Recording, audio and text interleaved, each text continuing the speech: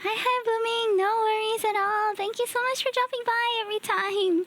I'm so happy to see you every time you come in. Anyways, hi everybody. Good evening, everyone. I hope you had a wonderful day. I had a really good nap before this, and by that I mean I overslept a little bit. So I woke up at 8 and I was like, oh man, I'm so groggy. I really need a little more time. So I posted on Discord, I think, and only on Discord. That's like, guys, Love and Deepspace main chapter is 8:20. Then I fell back asleep like and didn't wake up until 8:45. So I'm so sorry. I am late. We are a little bit late today. But that just means more Hime for the rest of the night, right? Yay!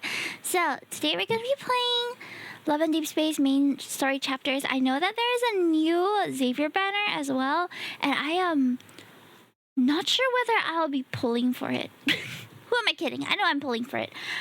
So it's one of the cards that are very... It's not like super spicy, but it's implied and very cute, and I really want the card. So I'm wondering, should I save money or should I pull, you know? So still contemplating. But yeah, let's log in and do our dailies real quick. But today is gonna be a chill Love and Deepspace day, where unless the story is not very chill. You know how it is with Love and Deepspace. Sometimes it can get really it can get very intense. So fingers crossed everything is fine and not crazy. Okay, let's see. Oh, is my volume on? Ah, there we go. Okay. Ooh. Nani? Oh, who was first today, by the way? And roll call.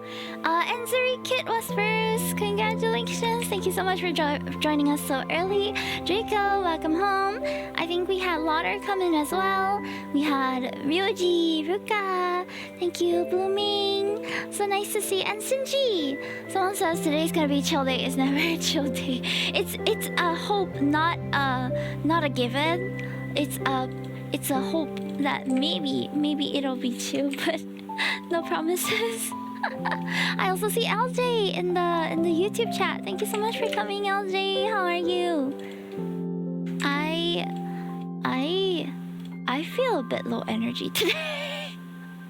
But whenever I tell people like, guys, I'm so low energy today, that's when all my energy starts gathering up, and my body is like, you know what? That's not gonna be what's happening right now. We're gonna gather up whatever energy you have left, miss. Oh, look at those packs. We have some pack options if we want to. Oh, so cute. Oh, so cute. Eh? Oh, okay. We have some new accessories.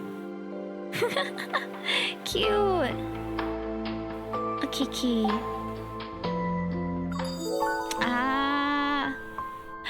I'm so tempted. Should we? First stream here, basically. Hi, Argonaut. Welcome in. Alright, guys. Let me check.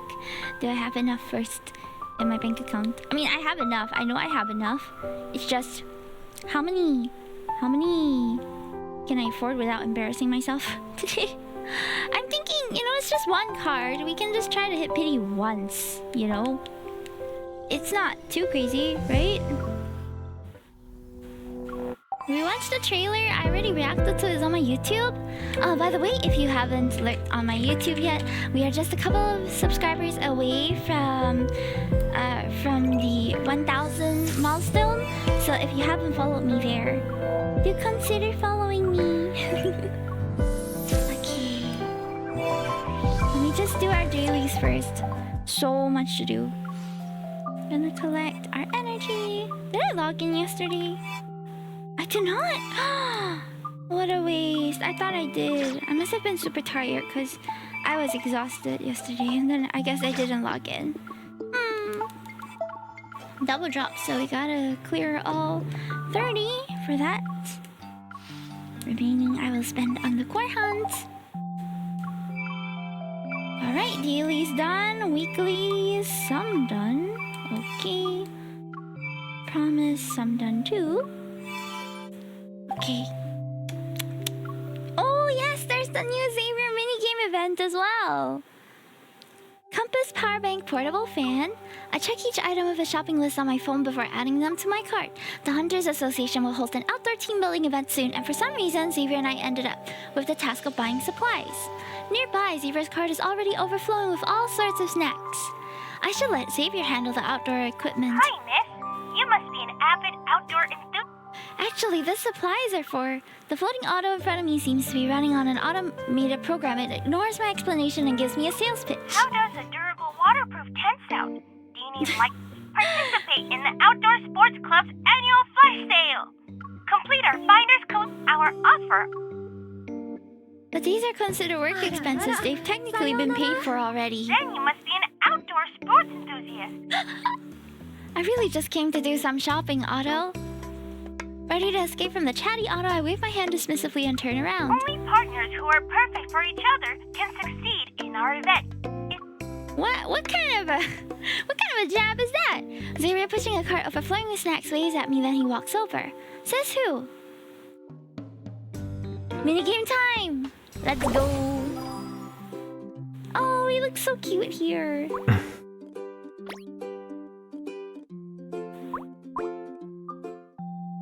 Hunting season, double star. Okay, let's go. Collect items together with him. Collect the required items with the time limit to clear the stage. Gather all items for bonus points. The shelves you need are already on shelf. Match 3 identical items on the same shelf to collect them. Ah, okay. I think... on the same... Wait, how do I move this again? Oh, like that.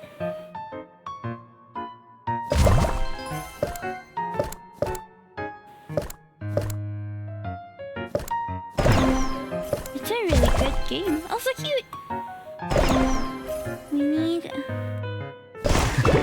We need the compass. Ta-da! We did it! Collect all? For bonus point?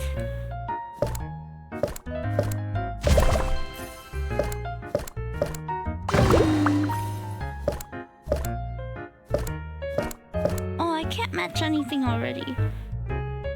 Can I? Oh, the stuff behind as well. Ah, so this Yay! Oh, that's so fun. Let's try another one. I want to customize our girl here. Not by much though.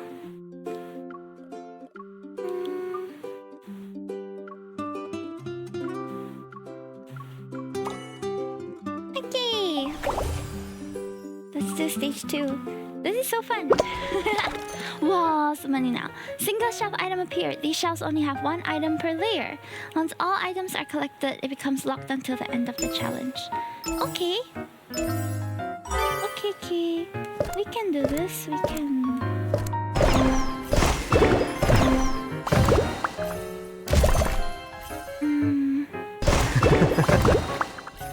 Nice.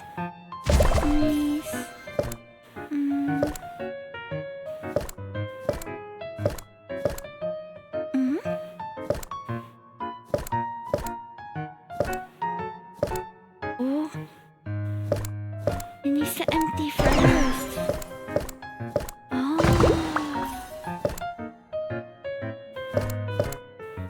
Let's get the alien.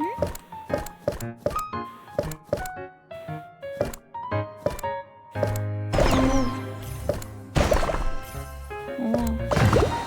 Not easy at all.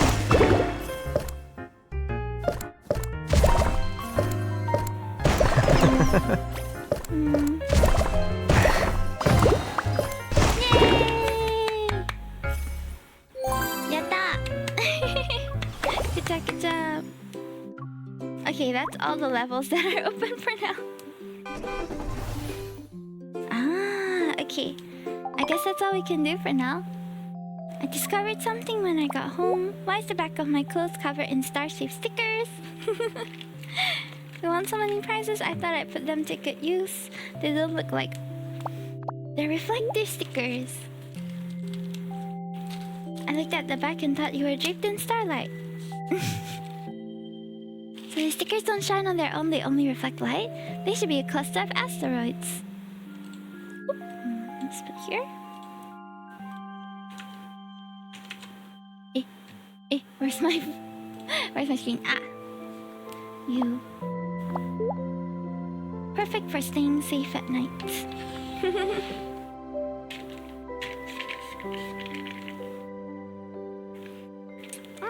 Sorry, I have a drink with me right now that is like a delicious peach fruit tea. I've been obsessed with it. It's so yummy. Spilling.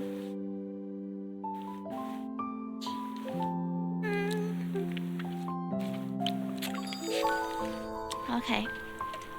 It's pulling time, guys.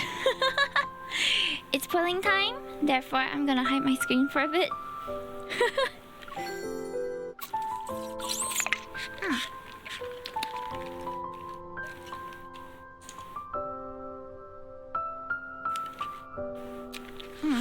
Something is stuck in the straw. Okay.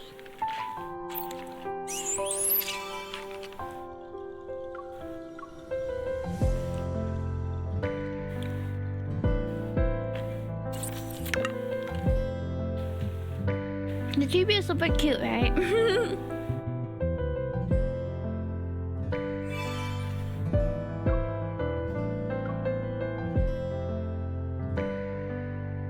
Alright.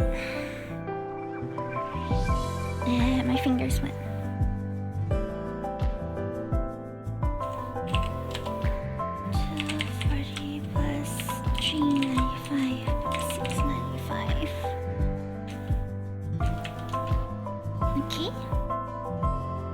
Alright, first temple chat. Wish me luck. Let's go.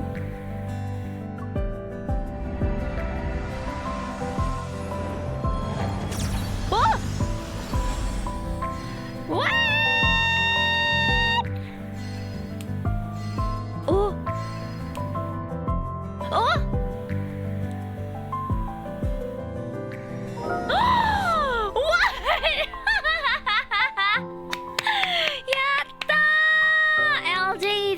For the luck. Oh my god. This is like the first time I'm pulling the 5-star on the first 10 pulls. What in the world? That has never happened before. I was like fully prepared. Oh my gosh, I'm so happy. Yay. Hime doesn't need to spend. I spent a little bit, but Hime doesn't need to spend much. Yay. Arigato. Oh my gosh. Wow.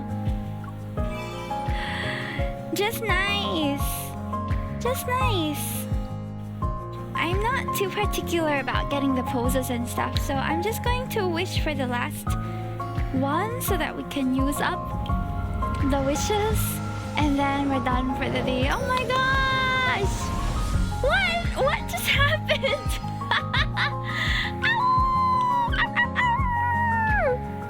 That's how I should be reacting every time Xavier comes over now. Yippee! Draco, I just 10-fold! I just 10-fold the event 5-star. I'm so happy! I didn't have to spend much today. Yeah! Look at that! Oh my gosh! It's so pretty. It's Xavier's fever. It's Xavier's fever card. Yeah, it's a single banner. That's like all the more I didn't want to spend like much. But we managed to get it in 10 pulls. Yay! I'm so happy. Streamer lock. It's cause LJ. It's cause LJ put clover emojis in the chat. Oh my gosh, yay! But that means I definitely have to play through the card with you guys now, don't I? This wasn't the focus for today's stream though. Okay, hold on. I have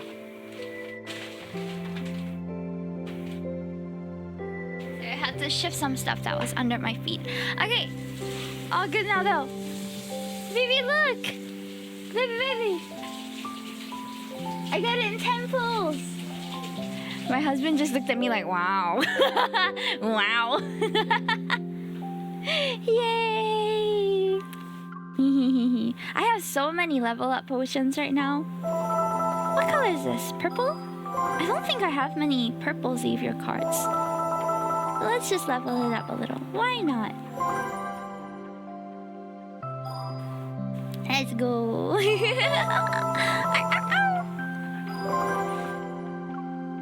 Let's level it up to 50. I don't want to go overkill here. Oh, this card's going to be a spicy one. I'm so excited to play it. But we're going to delay gratification, and we're going to only play this when we're done with the main story, guys, because we wanted mainly to play the main story today. Okay. But oh my gosh, yay! I'm so happy. Oh, what? There's 2 more? Okay, never mind. They're gonna make us continue pulling, so I'm not gonna fall for it. No. No more. Now, the next part of the main story is focused on Zane. So, right now, we are at Death and Rebirth, which is the latest portion. We have Cosmic Spec and one more here. So, we finished Absurdity Unfolds and all from Deepspace last stream, which took us about 3 hours. So I'm assuming that the next part will also take us about 3 hours for these 2 chapters. There's about 10 chapters per sub-chapter, so I think we'll be going through about 20 chapters today. But today's chapters are going to be focused on Zane. I have seen some baby rage about this part of the main story on Twitter, so I'm not really sure how to feel about it going in, but we're just going to experience it for what it is, and hopefully it's not a heartbreaking story. So the first chapter, or rather like we already saw Zane a while ago, but this is like a continuation to like our little work relationship with Zane here. So, in the early morning, street lamps cast a bright, lonely glow across the snow-covered streets. It makes the city appear deserted. Barely able to keep his eyes open, a boy dozed off in the priority seat. He swayed back and forth during his trip until he finally bumped his head. It was before the bus stop, too. Ow! Ah, we're finally seeing what happened to this white-haired boy. Now arriving at Azure Square Station. As soon as he gets off the bus, cold wind makes the snow hits his face. It washes away his drowsiness. He rubs his eyes. Upon realizing where he is, his gaze instantly lights up. Yuji, wake up! We're here! The journey between the Arctic and Lincoln City spans thousands of kilometers. After several transit changes, he finally returned to his starting point. After hurrying to a secluded bench and making sure no one was around, a boy carefully sets down his backpack and gives it an admonishing pat. We're back. And you're not allowed to run off this time.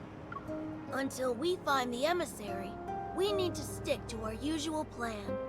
Pretend to be a regular dog whenever there are people around. A regular dog? You know, the fluffy kind. Hi, Near Violet. Welcome in. Got it? We'll practice paw shaking later. We have no idea who this boy is, but I have a feeling he has something to do with the Emissary of Divine, which is linked to Zane, or the Dawnbreaker. No idea which one though, or whether they're the same thing. But yeah, 000, thank you for tuning in on YouTube as well. I'm so sorry, I don't read Korean, so I can't read the characters. The boy waits for a long while, but there's no response from the backpack. Shuji? With a growing sense of dread, he unzips the backpack, only to find a hole and a few tangled tufts of white fur. The wind whistles through the gap. Uh-oh. I think his pet escaped. Hunters Association 2 days later. Studying the documents Zane gave me, I searched through every library and archive in Lincoln City. I tried my best to uncover the information about cosmic civilizations hidden in the biometric key, but every search has come up empty. Several days of running around have taught me one thing though: unlocking the key secrets won't be something I can accomplish overnight. Not learning its love and depression as the nickname for a reason.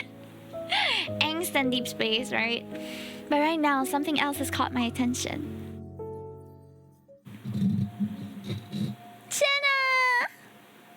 These are special pathological cases where the subjects retain a human's physical features, but their consciousness has been eroded. Only primitive aggression and instincts remain. For now, we're designating them as Alterum. Alterum? These Alterum share one common characteristic too. They were diagnosed with protocore syndrome.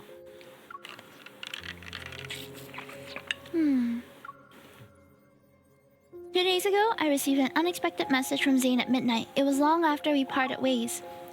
I have to go on a business trip. It's not dangerous, but we might not be able to contact each other for a while. Don't worry. P.S. I'm not going to Mount Eternal. The sudden announcement had become the norm. I scrolled through my emojis and sent back a happy snowman with ellipses above its head. The words protocore syndrome act like a signal. They connect my earlier suspicions to create a clear pattern. This is under Zane's field of expertise. Could his sudden departure be connected to these Alterum? The description of the Alterum reminds me of the so-called specimens I encountered in Skyhaven. With the Alterum appearing in Lincoln City, does that mean the Fountain of Ate has entered another phase? Argonaut, that's a very difficult question to But answer. according to these forum posts, a mysterious figure has appeared these past few days. They strike before the police do, and their codename is apparently Dawnbreaker. So, this is an Otome game, which is a female-oriented game where there are 5 main love interests with 1 more upcoming, and right now we are on the main story route. So a lot has happened over the many hours of play already, but at this time, what you have to know is that our main character, or our MC, is a hunter in this city called Lincoln City under the Hunters Association. Hunters fight wanderers who are, creatures that evolve from protocore syndrome and other abnormalities in this world. So that's how that comes about. And right now we're learning about a new kind of wanderer that has appeared called the Alterum. So one of our love interests, who is Zane, our childhood friend and a heart doctor, is also a combat medic. So he's probably been asked to go onto the field at this time to see what the whole problem is about. Something tells me we're gonna follow after him very shortly. They always manage to deal with the Alterum before the police can arrive. Wait, what? Another urban legend? Focus. So these are our colleagues at the Hunters Association. Jenna interrupts the off-topic discussion. The virtual display switches to show some photos from a crime scene. As for these recent Alterum attacks, the police need a hunter to investigate and detect metaflux readings. That should be us, I guess. Does anyone want to volunteer? Thinking these clues might help Zane, I raise my hand without hesitation. I'll go, Captain. So we're also part of the elite force on the Hunters team. And I think we're going to encounter Zane on our next mission. Chapter 2. Blind Spot. Thank you so much, DJ Mikey. That's so sweet of you. Thank you for following me on YouTube. After receiving assistance credentials from investigation, I head to the Northern Ring Road that's located in the downtown area. A detective lifts the barricade tape and approaches me. After we shake hands, he leads me to the crime scene. Thanks for coming out when there's all this snow. I like to say the same thing to everyone else who's here. I set up the precision scanner I brought to the ground and turn it on. Once the scanner is complete, the data will be uploaded to the cloud that the association can access. Then a detailed report will be generated for police use. Perfect. We've received some of the restored surveillance footage, so we can take a... The surveillance equipment was damaged by the cold, though. Ooh. I'm afraid the video quality won't be great. I thought Lincoln City's outdoor surveillance systems were designed to withstand low The temperatures. temperature dropped far below the equipment's tolerance threshold. It's safe to say the damage wasn't caused by natural means. In the low-quality footage the detective hands me, I managed to spot an unsettling figure lurking in the darkness. Hi, Victor! The creature's form is distorted. Weapons that look like hooked tendrils grow from its body. Compared to the ones I've encountered before, they seem to have grown significantly stronger. What about Dawnbreaker? Did you catch them on camera? The detective shakes his head. They managed to avoid being captured by the surveillance system. Meticulous and efficient, I'd say. Can we get a shout out for Victor, please? As I approached the damaged guardrail by the road, my Hunter's watch immediately started blaring an alarm. The initial metaflux readings are extremely high. The Alterum is already similar to a Wanderer. So that's it then. We should deal with these Draco. Alterum before they completely degenerate into Wanderers. Perhaps this so-called serial killer is actually a hero.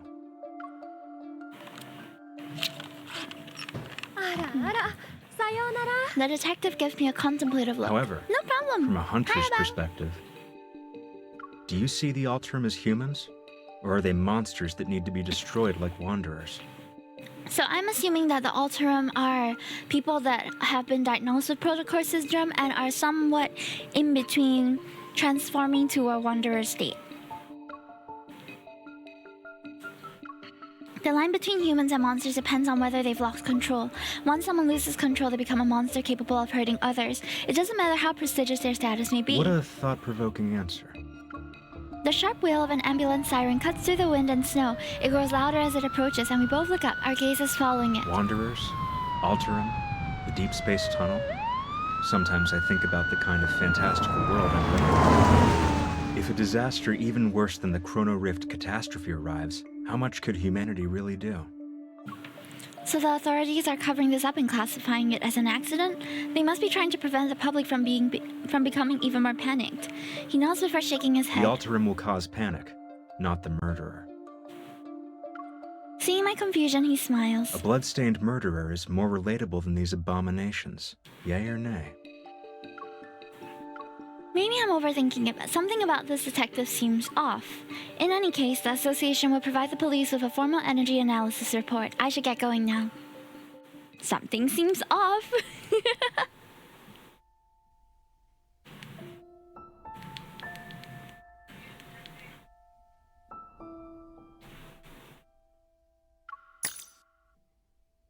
Let's expose the truth about the mysterious killer who only appears in snowy dawns, Dawnbreaker.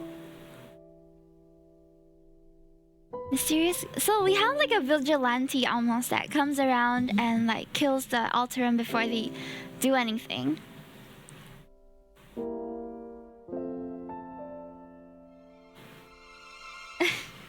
Well, Dawnbreaker. The Alterum and Dawnbreaker, these names sound like links in a food chain, destined to exist in a perpetual cycle of predator and prey. Those monsters, come to think of it, I'm not so different from them. Will there come a day when others will try to erase my existence? So in this world, the people also have special powers called Evil, and those people with Evil have like superhuman abilities. So with the lead that we're about to see in this main story, his power is to control ice, and for us, our power is resonate. So we can use the powers of others to make it stronger. We're sort of like a buff, you know? Or we can redirect the energies depending on how it needs to be used. It's a bit vague, our MC's powers, but so is the powers of some of Lee's. It's a little bit vague too. Lee's refers to love interest, Li. As it crosses my mind again, I find myself strangely at peace. What was that? I hear a strange noise behind me. When I turn around, I notice paw prints on the ground. What kind of animal left these? A squirrel maybe? Or a stray dog? Confused, I stand there, but then a white blurb darts past my periphery. My scarf suddenly tightens around my neck before vanishing. When I come to my senses, all that's left in the snow is a chaotic trail of footprints. The white blur has already vanished into the darkness around the street corner. My scarf! Oh, this scarf was also gifted to us by Zane, so it has special meaning to us. In the rundown, gloomy alleyway, only scattered spots of light fell upon the snow-covered ground. A dead end. It took my scarf too. Where did it go? Snow falls silently. My surroundings are so quiet that even the sound of breathing seems jarring. You're going to drag me back to the cocoon? I won't return. What? Wait. You're Dawnbreaker. Just kill me already. Dawnbreaker? My heart races as I hold my breath and silently moved forward. As soon as I turn the corner, I raise my gun at the shadowy figure.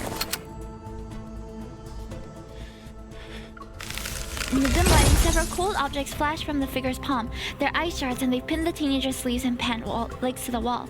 Black crystals cover the teenager's left arm and neck, but he's different from the test subjects I encountered in Skyhaven. The realization hits me. He's an Alterum. I said you could kill me, not torture. I suggest you stay quiet. That voice. I freeze up upon hearing a familiar voice and move my finger away from the trigger. In the split second, a sharp ice shard cuts through the air. Dawnbreaker, like the Grim Reaper, turns to face me. With cold indifference, he meets my gaze. Zane? The white creature that vanished into the snowy night suddenly appears out of nowhere and it jumps onto Zane. Oh. That's Zane, by the way. So he's our childhood friend and combat medic. I have a feeling this story is gonna go by a little bit quicker than the previous one, but we shall see. Taking advantage of Zane being momentarily distracted, a teenager breaks free from his restraints and pulls out the knife from his waist. With desperate wild eyes, he lunges at him. But his wrist is caught and twisted again. The cracking of a dislocated bone echoes through the alley. Ooh. What exactly is this cocoon you speak of? Why do you need to know so much? I don't know the population percentage. I should go look it up. But it's not a common thing. If the word cocoon was burned into his nerve, as if the word cocoon was burned into his nerve, the teenager suddenly jerks away. He clutches his crystallized left arm as he frantically runs to hide behind me. Spotting my gun, he forcefully grabs my hand and turns it. The barrel's pointing at Zane now. If you're not going to kill me, then let me go. Stay back.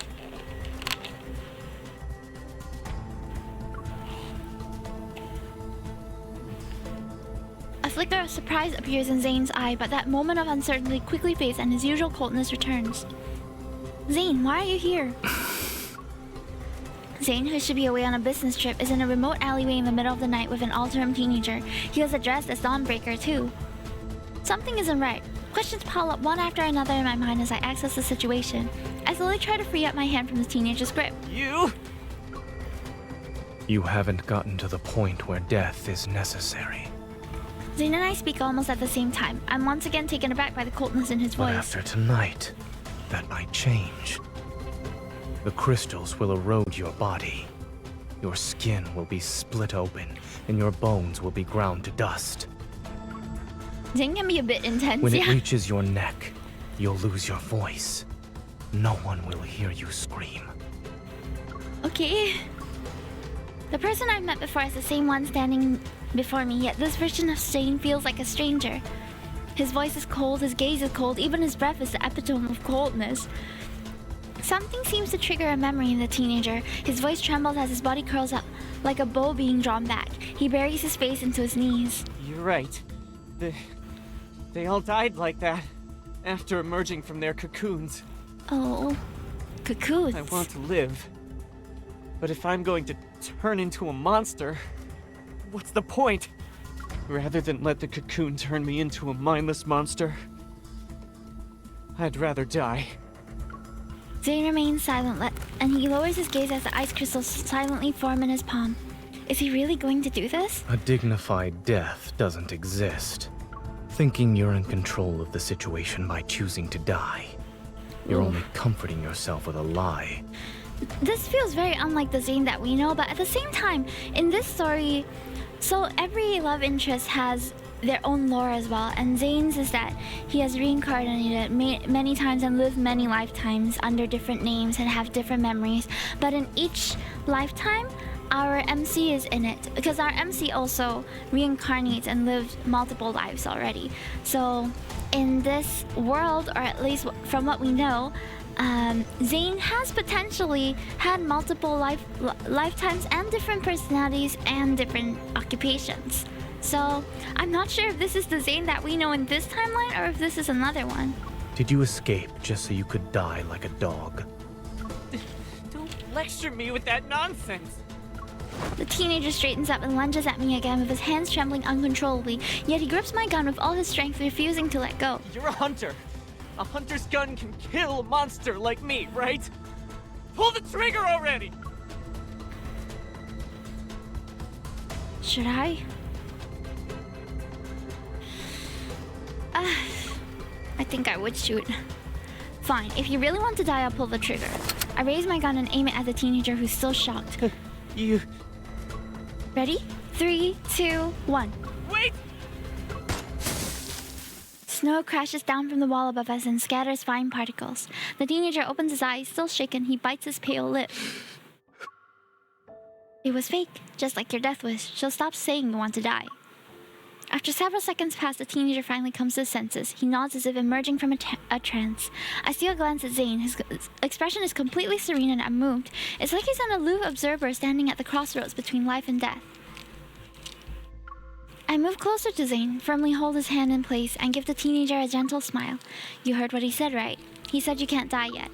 He's the best cardiac surgeon in the city. If he says there's hope for you, then you can be optimistic about the future. He's a doctor? Oh, I know he might not look the part right now, but he really is the best in his field. Just don't misunderstand his intentions. You need to go, now. The teenager freezes for a moment. As soon as Zane shifts his foot ever so slightly, the teenager spins and runs away.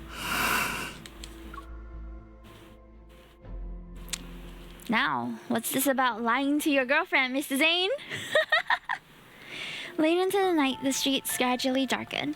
The light reflected off the snow makes the street lights appear soft and dim. Okay, see you, Draco. After watching the teenager leave, I turn back to look at Zane, who feels like a stranger.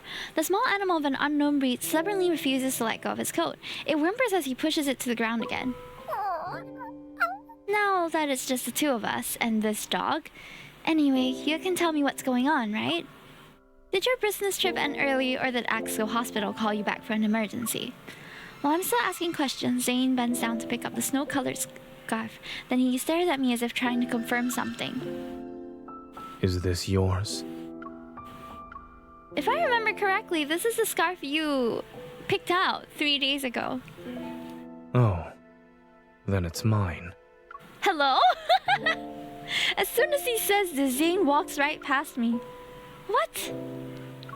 Why are you suddenly acting like you don't know me? Should I know you? If there's nothing else, I'll get going now. What? But your home isn't there. I know. He stops in the snow and gives me a quick glance over his shoulder. His voice is devoid of any emotion. The subway station is this way. The Zane that we know drives. There are lots of inconsistencies with this Zane. On the empty street, our footsteps crunch in the soft snow. With his tall stature and long legs, Zane strides quickly and widens the distance between us. I have no idea where he's heading or why he's acting like he forgot who I am. All I can do is quicken my pace to catch up to him. Zane, answer me! I step in front of him to block his path. A mix of frustration and disbelief makes my chest tighten. What's the matter? That's my line! Has your eval gone out of control again? The puppy, whose species I don't recognize, catches up to us. Its gaze flits between him and me. Man, he's big. No. Yep. I'm perfectly fine. He's very tall. As are all of the leaves, but you know. Silas is the tallest out of all of them. Caleb is second tallest. Zane casually brushes me aside and continues walking. Hey, I think a couple is breaking up in the middle of the street. The puppy quickly shakes the snow off his body, gives me a sympathetic look, then runs after Zane, who's already walking away. The two figures soon become dots in the snowy night. Whether it's because of frustration or anger, I stubbornly walk away without looking back. But after a few steps, I feel like something is wrong. Wait, the direction Zane is heading in.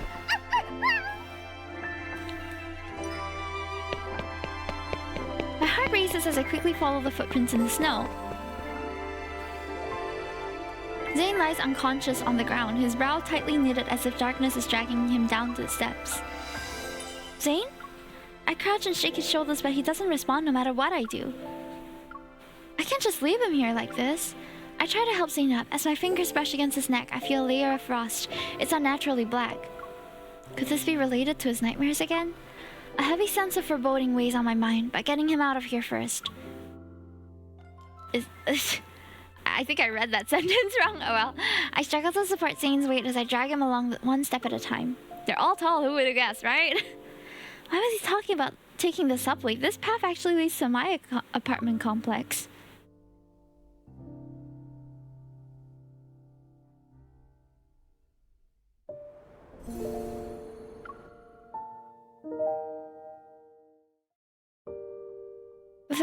With his weight pressing against my shoulder, even a usually short walk home felt endless. Zane and I practically collapsed onto the bed together, the snow from our coats scatter onto the floor. The little white animal anxiously bounces back and forth on the sofa. I pick it up and gently shake Zane. Hello? What is wrong with you?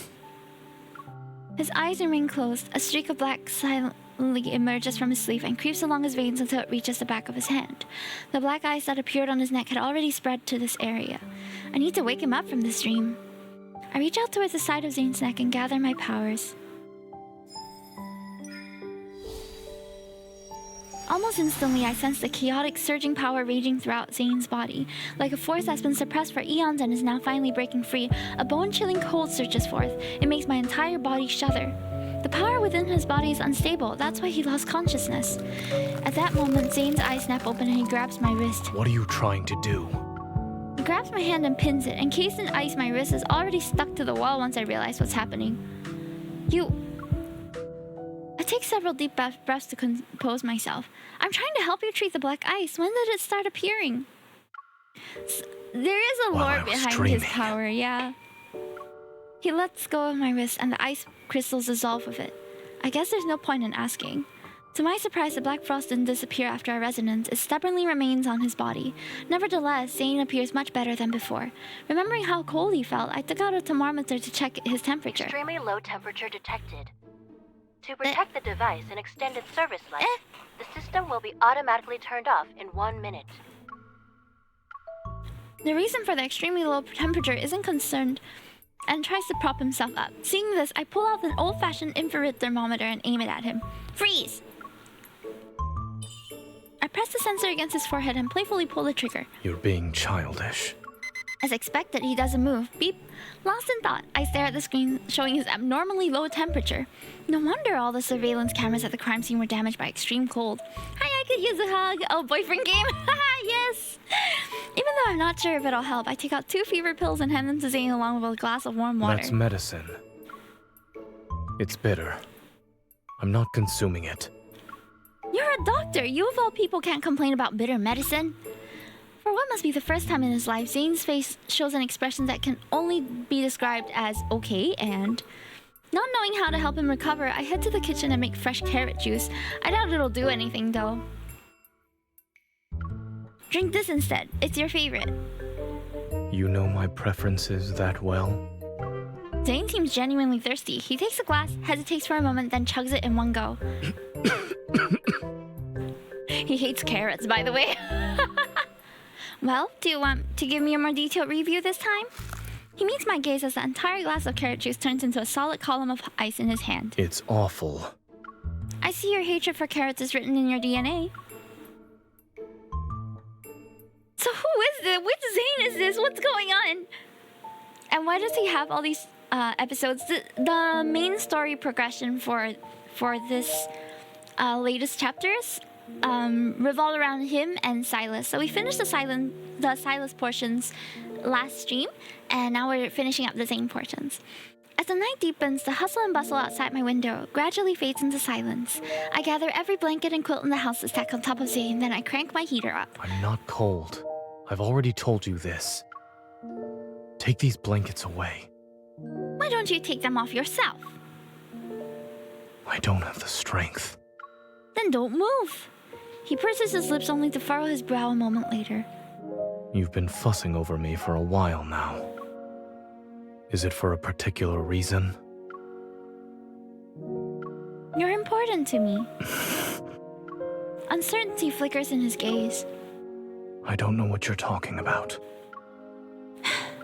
I don't want him to see my expression, so I turn away. The real reason is simple, actually. When he falls silent, I push away my chaotic thoughts and turns his cold face towards mine. Dawnbreaker, you're very famous. So don't you dare run away or disobey me, or else I'll... You'll what? He asks softly. His chin is still tilted up by my hand as his gaze falls to meet mine. I'll make sure you won't live to see tomorrow's dawn. I yank the blankets up to block his voice and gaze in the darkness. Hi, Cornell! Happy almost weekend. What you describe? It already feels like Friday. Hi, cheese consumer! Oh my god, cheese is my favorite food. Welcome, welcome! I witnessed it once when he was doing research with me at Mount Eternal. He became a complete stranger overnight, and no one knew what happened to him. So it's happened before. I figured this wasn't the first time Zane had been in this state. Dr. Noah would only confirm my suspicions. How did he recover from it? That's something only he knows. Over the phone, Dr. Noah sounds just as troubled as me. Back then, he ventured deep into Mount Eternal by himself, as if he had something to do there. when we saw him the next day, he had returned to his usual self. The one we all knew. I guess whatever he needed to do was done. Mount Eternal? That place seemed to be hiding a burden that Zane had never been willing to speak about. But my intuition tells me that whatever change in Zane must have happened before the Mount Eternal incident. Those black ice crystals, seemingly out of reach, they linger somewhere in the depths of my memories.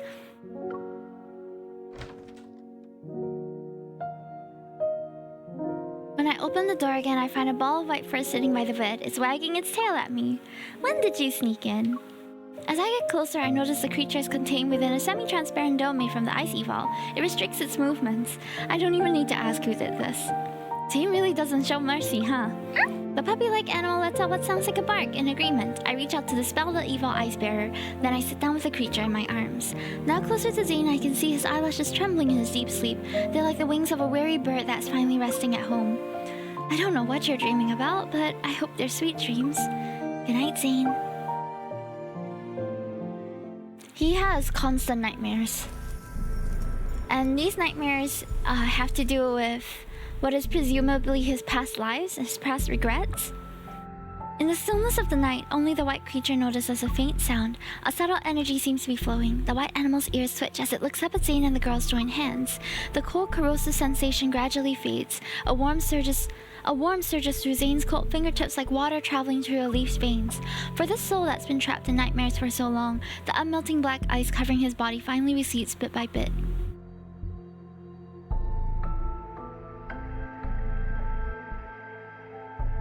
I still don't know the cause for that. Chapter 5, Beyond the Snow. The investigation into the Alterum and the unidentified suspect is still ongoing. We urge all citizens to remain vigilant. It's already the next morning when I wake up.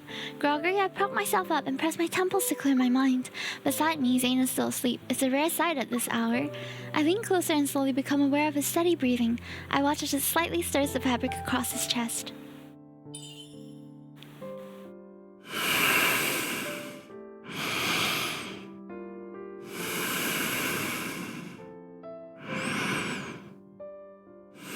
He seems to be resting better than last night. This is payback for making me haul you home, rather, through this heavy snow yesterday. And that's for freezing my hand to the wall.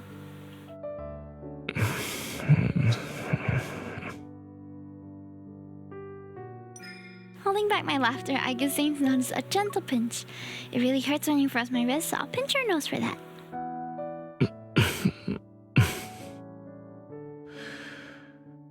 Is messing around with people while they sleep a habit of yours? I feel his warm breath on the top of my hand. My breath hitches as I meet his slightly wary gaze. Zane? The morning light filters through the curtains and falls onto his tousled hair. Looking through those eyes, I can tell that the familiar Zane has returned. Yes. Joy wells up inside of me as I wave my hand in front of his face. Are you finally awake from your nightmare? Hot men, 5 of them. To go, please. He nods, and as he stretches his neck, I see the black eyes on his body had completely disappeared. You're actually back to normal. You could phrase that differently.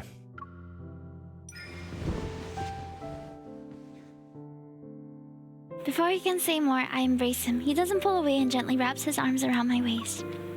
Congratulations, I'm the first person you saw when you woke up.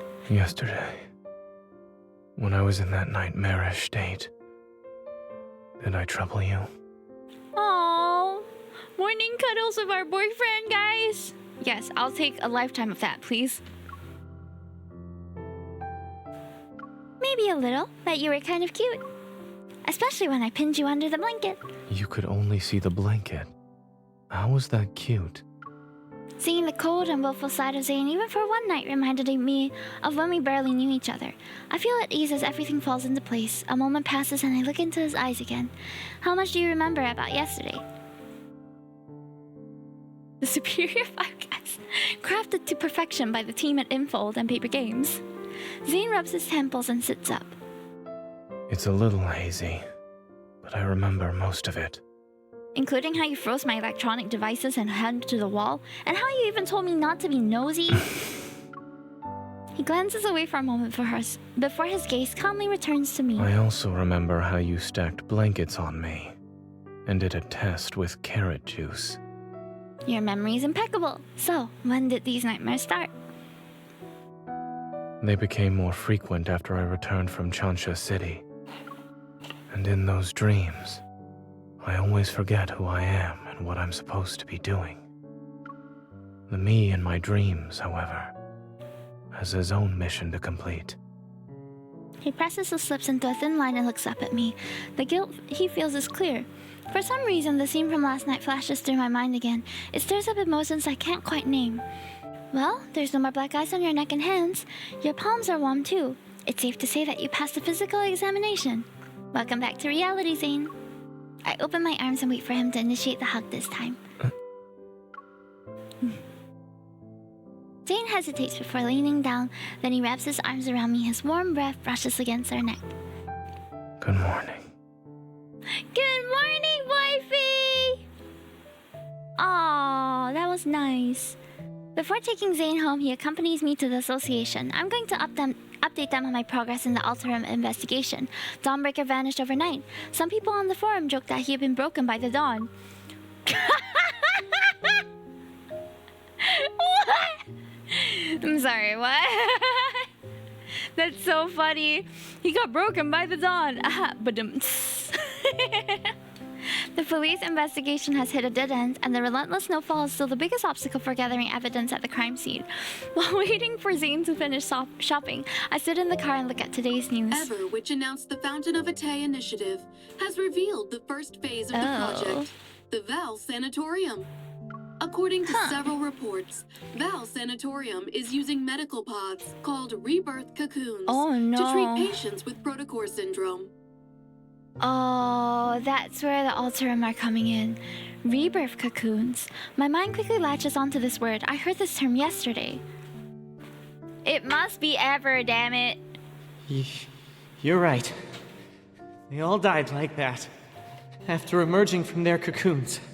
Rather than let the cocoon turn me into a mindless monster, I'd rather die.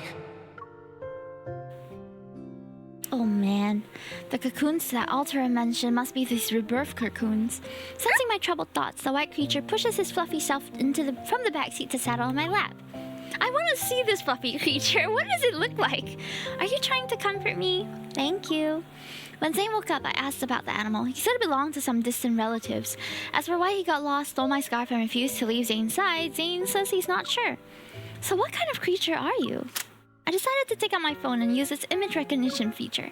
As the screen refreshes, it shows a majestic Baita, the divine beast of antiquity, knows all beneath heaven and earth. With trembling hands, I cup his face. My gaze travels from his clear eyes to the tiny horns protruding like fresh sprouts near his ears. What? What the heck? What the heck is right? What is up, Baita? Oh? Baita? So many interpretations. What? So it's like a dog, but also with horns? Okay. Okay, I think I get the picture. Ish. I was not ready for that. Yeah, neither was I. As I struggle to find the right word, Zane returns to the car. He has a bag of chocolate and dog food. Something magical beasts and where to find them. Yeah, since you bought dog food, why don't you keep him? After all, your robot vacuum is the only other living thing in your house. Shouldn't it have a friend? That won't be necessary. My robot vacuum has its own social life. Does it? Like you? Because, you know, in the beginning of the story, we always joke that Zane is like a robot, but he's already dropped that quite a bit. So it's quite funny that he refers to his robot friend, aka his vacuum, as having a social life. Through the windshield, the warm glow of our headlights cuts through the heavy snowy gloom. A figure is looking around while standing near Zane's house. It's a young boy in plain clothes. He's holding books in his arms. As soon as we get out of the car, the boy's face lights up with excitement and anticipation. He spreads his arms wide. Forgotten, the books fall to the ground. What?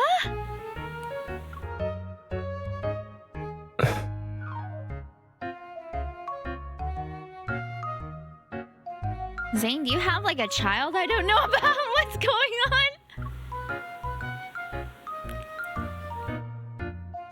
Emissary? Now, this word was thrown around in the lab in earlier chapters, and we were trying to figure out who it was. Like, of course we knew it was Zane, but I'm not sure how it connected and how he was the emissary. The unfamiliar teenager rushes towards Zane, who's standing behind me. The mysterious little creature, wagging its tail, runs over as well. Soon enough, all three of them are tangled in a group hug. Sounds like he's Master Oogway. Zane being Master Oogway. Oh my god. Not him saying, "Let go of me." The teenager steps back, then he excitedly scoops up the small animal. So that's where you went, Shuchi. Why didn't you tell me? Watching this harmonious scene between human and animal, I'm touched, but then I quickly become confused. You and me both, girl. I've been confused this entire time. Whose kid is this? Zane guides the boy behind him. The son of a distant relative. He loves sci-fi movies and cartoons. I suppose his latest hobby is running away from home. What? And he's the master of that. I lean down to get a better look at the boy. He has delicate features that appear to be around 11 or 12 years old. Do you live in Lincoln too? Well, you could say that. I live in the Fractal Library. What? Excuse me? In a nearby residential area. The Fractal Library? I've never heard of it before. Is it a new building? Knowing he's related to Zane, I find myself adopting a gentler, friendlier tone. Is this little guy your pet? What breed? Actually, what kind of animal is it? He's just a regular pet dog. He's not special. Go on, Shuchi. Bark.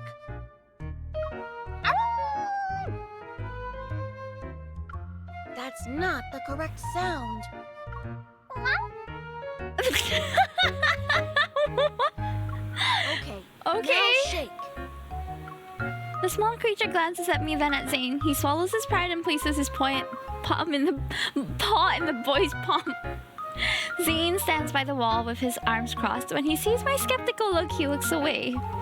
The boy's face relaxes with relief as his expression shifts to the one that said, "I told you so."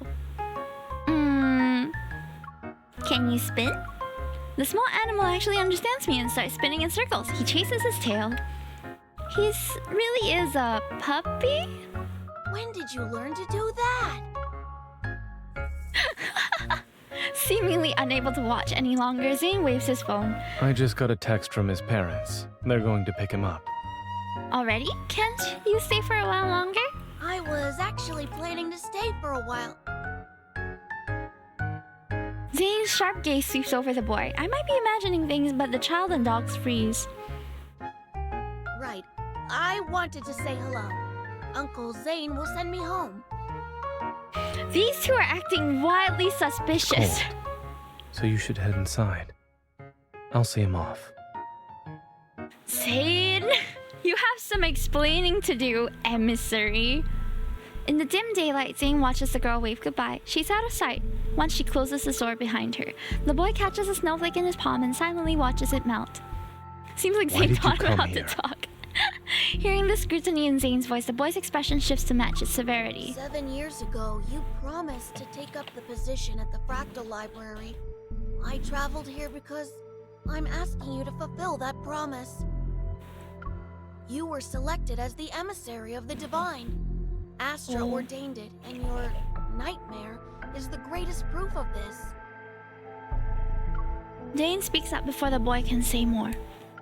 I also said that I had my own choices to make and more important matters to attend to back then.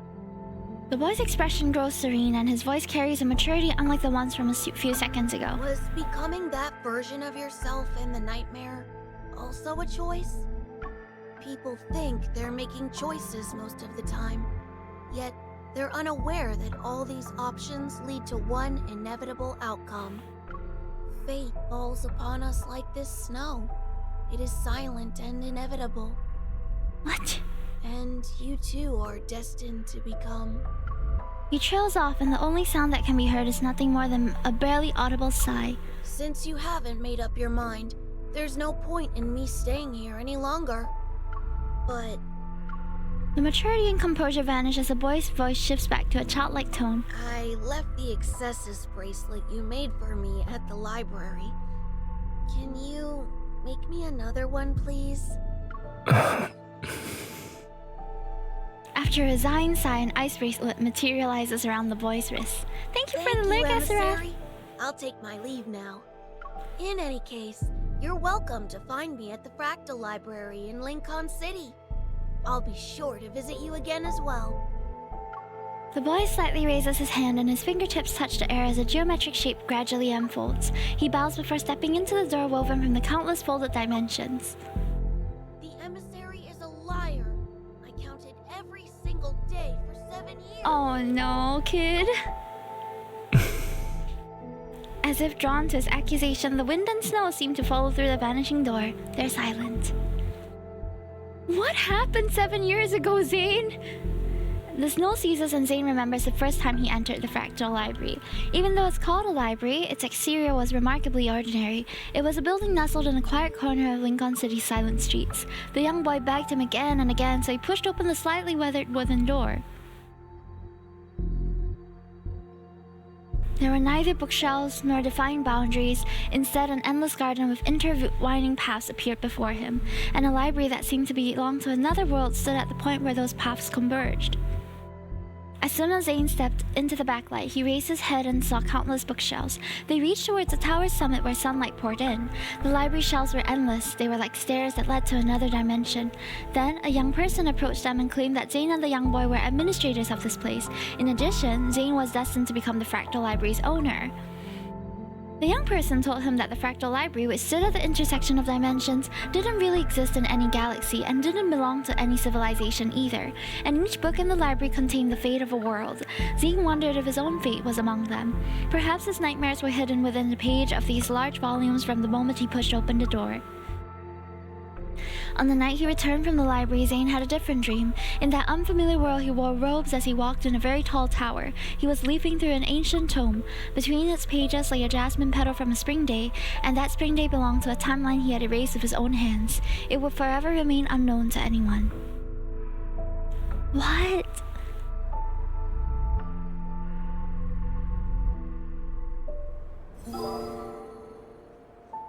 Huh. Okay, so what I'm thinking at this juncture is that it's reminding me of Zane's first myth story, which is him in this long robe. And where's the other card? This one. Oh, I haven't leveled it up to 80. Okay, the reason why I'm leveling up this one is because it's the companion card, so I use it pretty often. Interesting.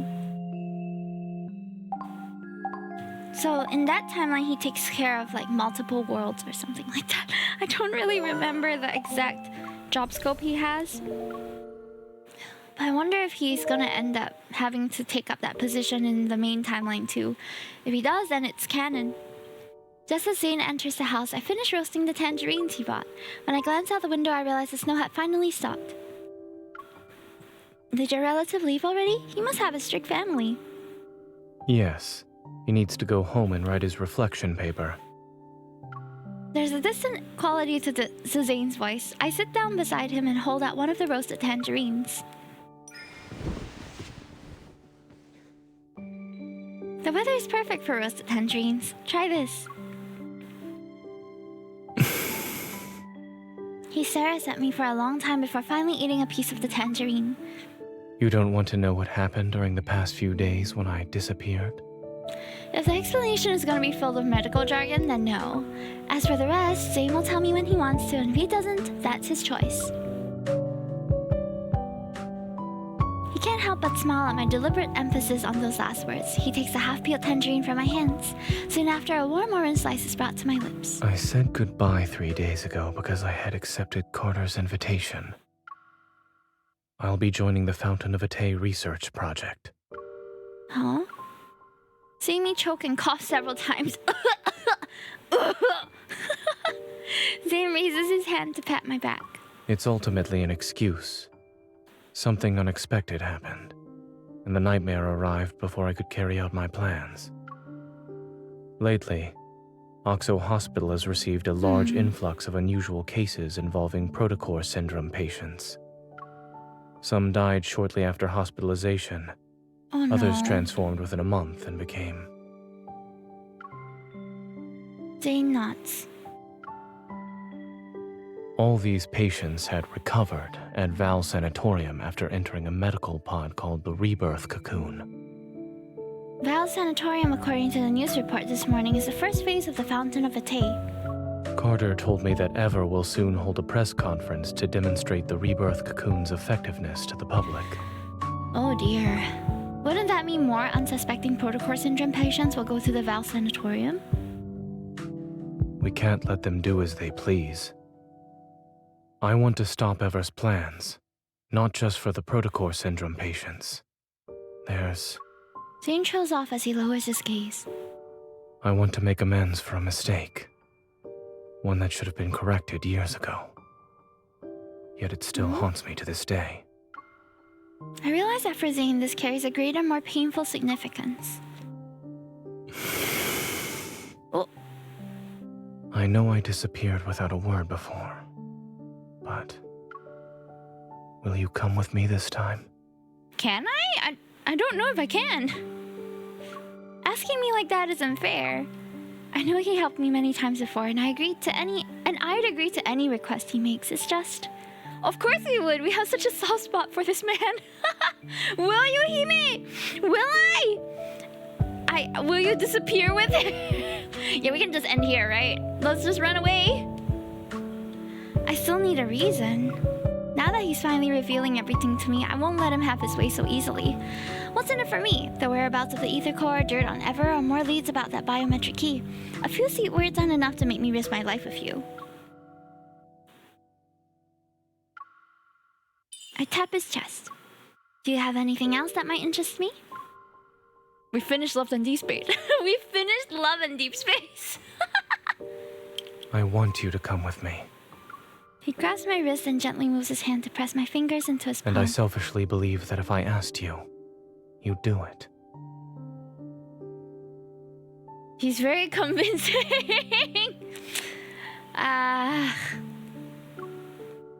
Dazed, I see something flicker out of the corner of my eye, a fluffy white tail. Zane and I turn around at the same time. Shuchi, aren't you supposed to be with your owner? Crouched near the robot vacuum, Shuchi whimpers. Those clear, innocent round eyes look at me first, then at Zane. You're staying here to watch the house.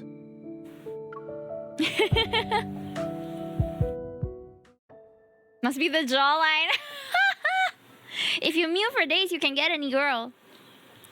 In the white testing facility, a row of circular medical pods, something because I pressed too fast, surrounded by soft silvery light, they float in the air. Their translucent walls gleam with tranquility.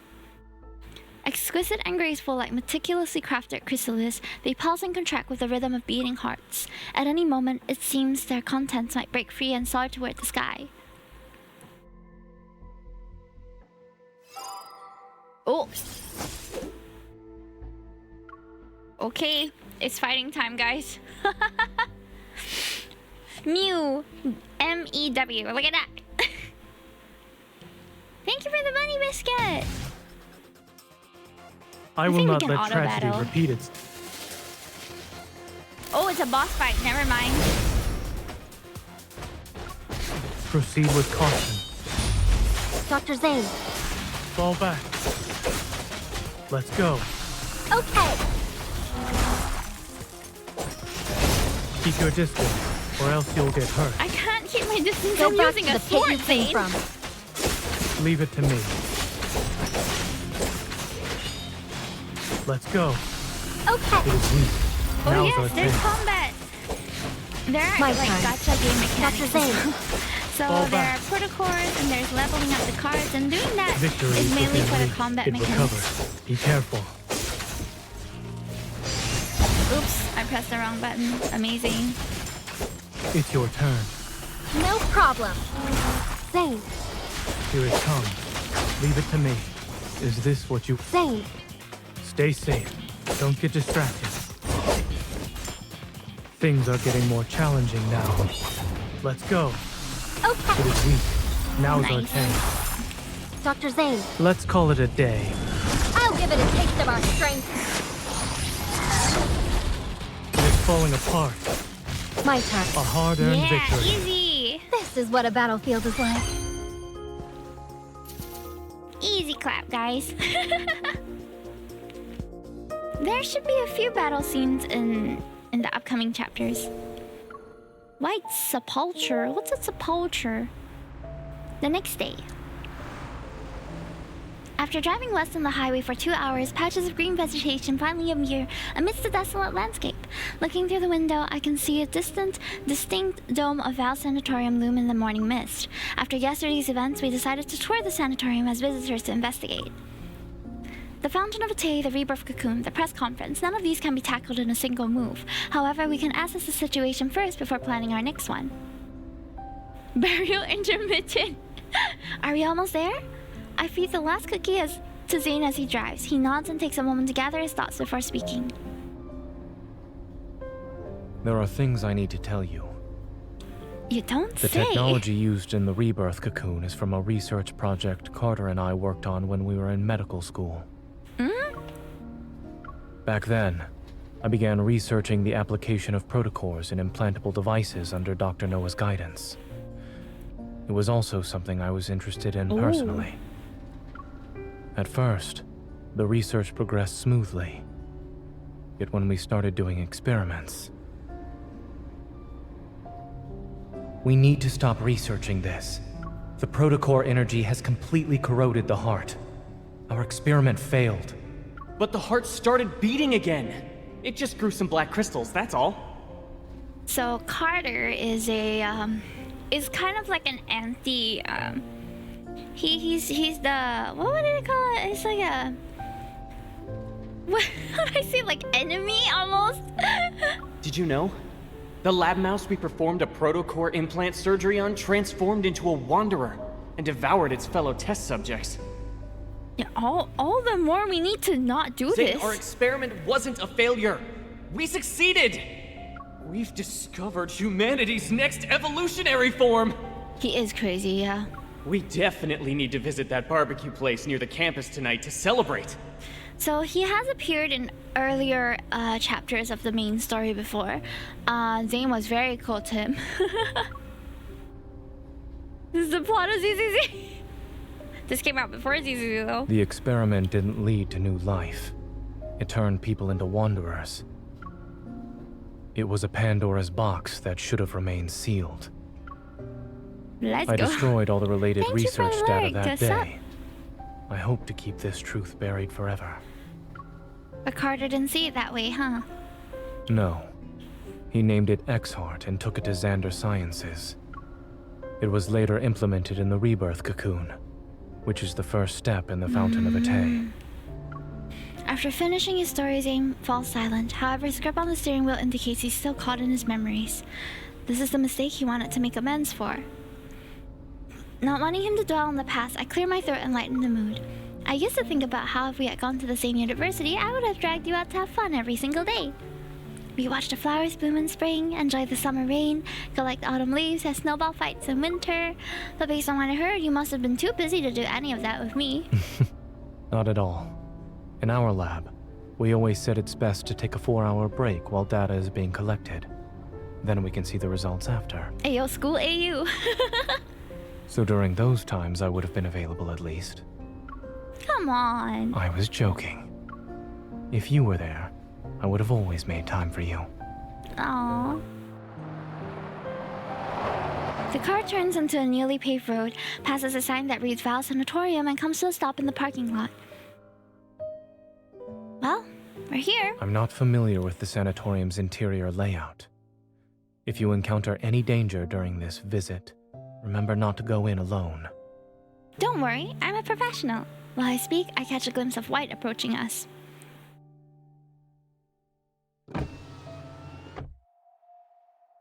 feel like Zane this stream and Zane last stream were very opposite people. This is more of his usual speed. The last stream, Zane was a lot more warm, a lot more like homely. That side of him doesn't come out often, especially if it involves work. Carter, who's here to receive us, wears a casual white business suit. Only a navy blue butterfly pin adorns his collar. Have you been waiting long, Zane? No, we just got here.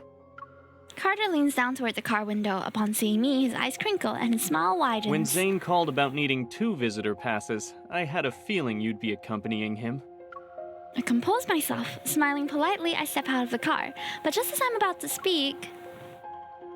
Let's skip the pleasantries and head inside.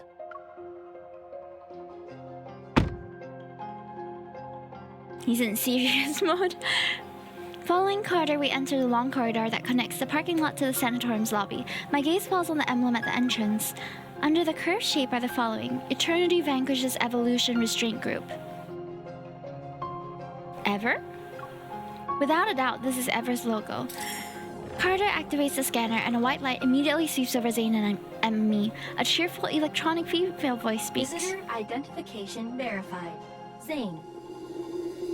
I am Telomere, the AI management system of Val Sanatorium.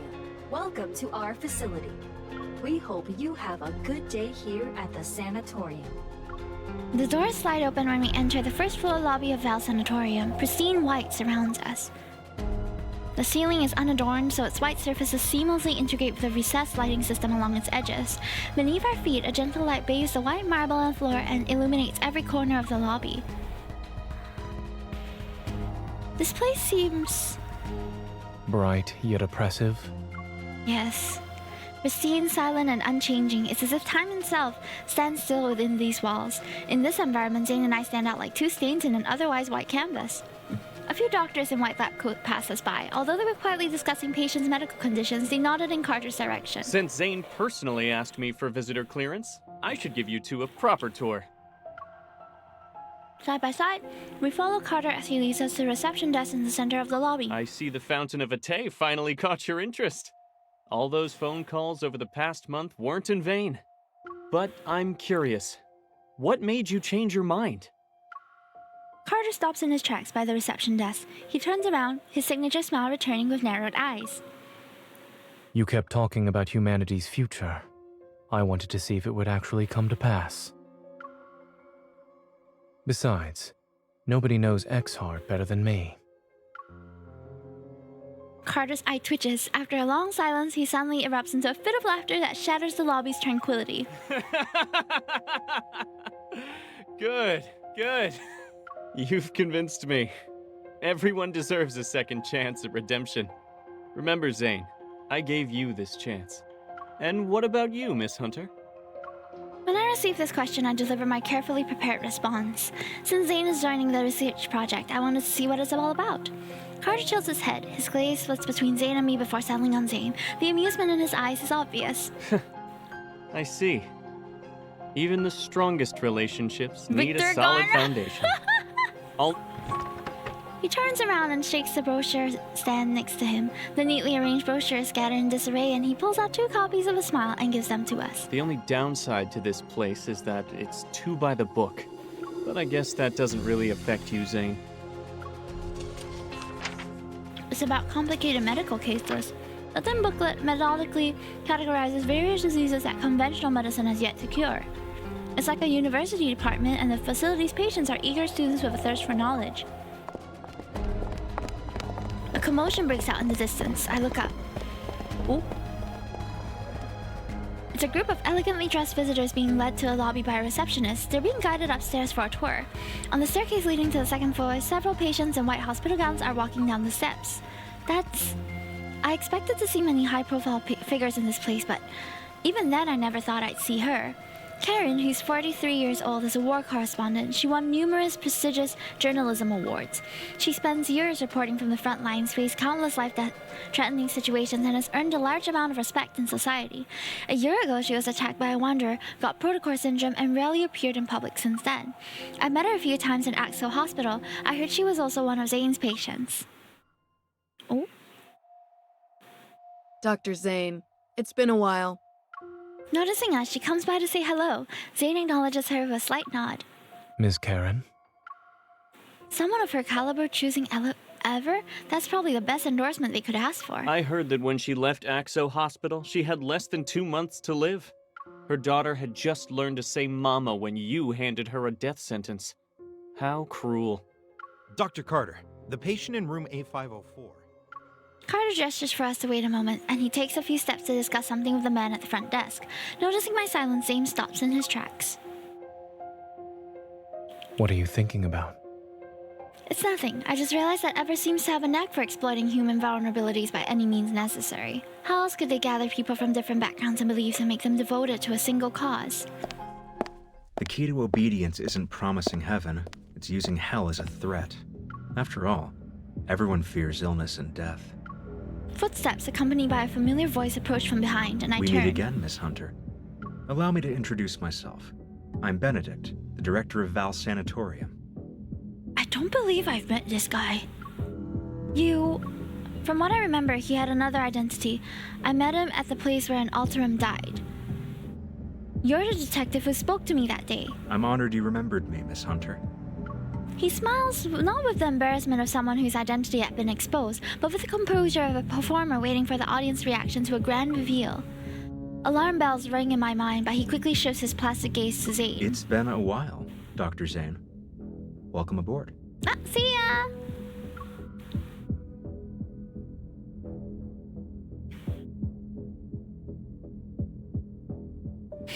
Things are getting exciting.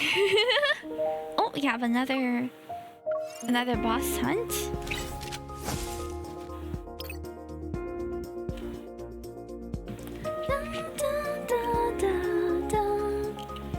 Let's go! Let's defeat this boss! We got this, chat. Also, I'm so sorry. I know that I should be more entertaining, but today I am so tired.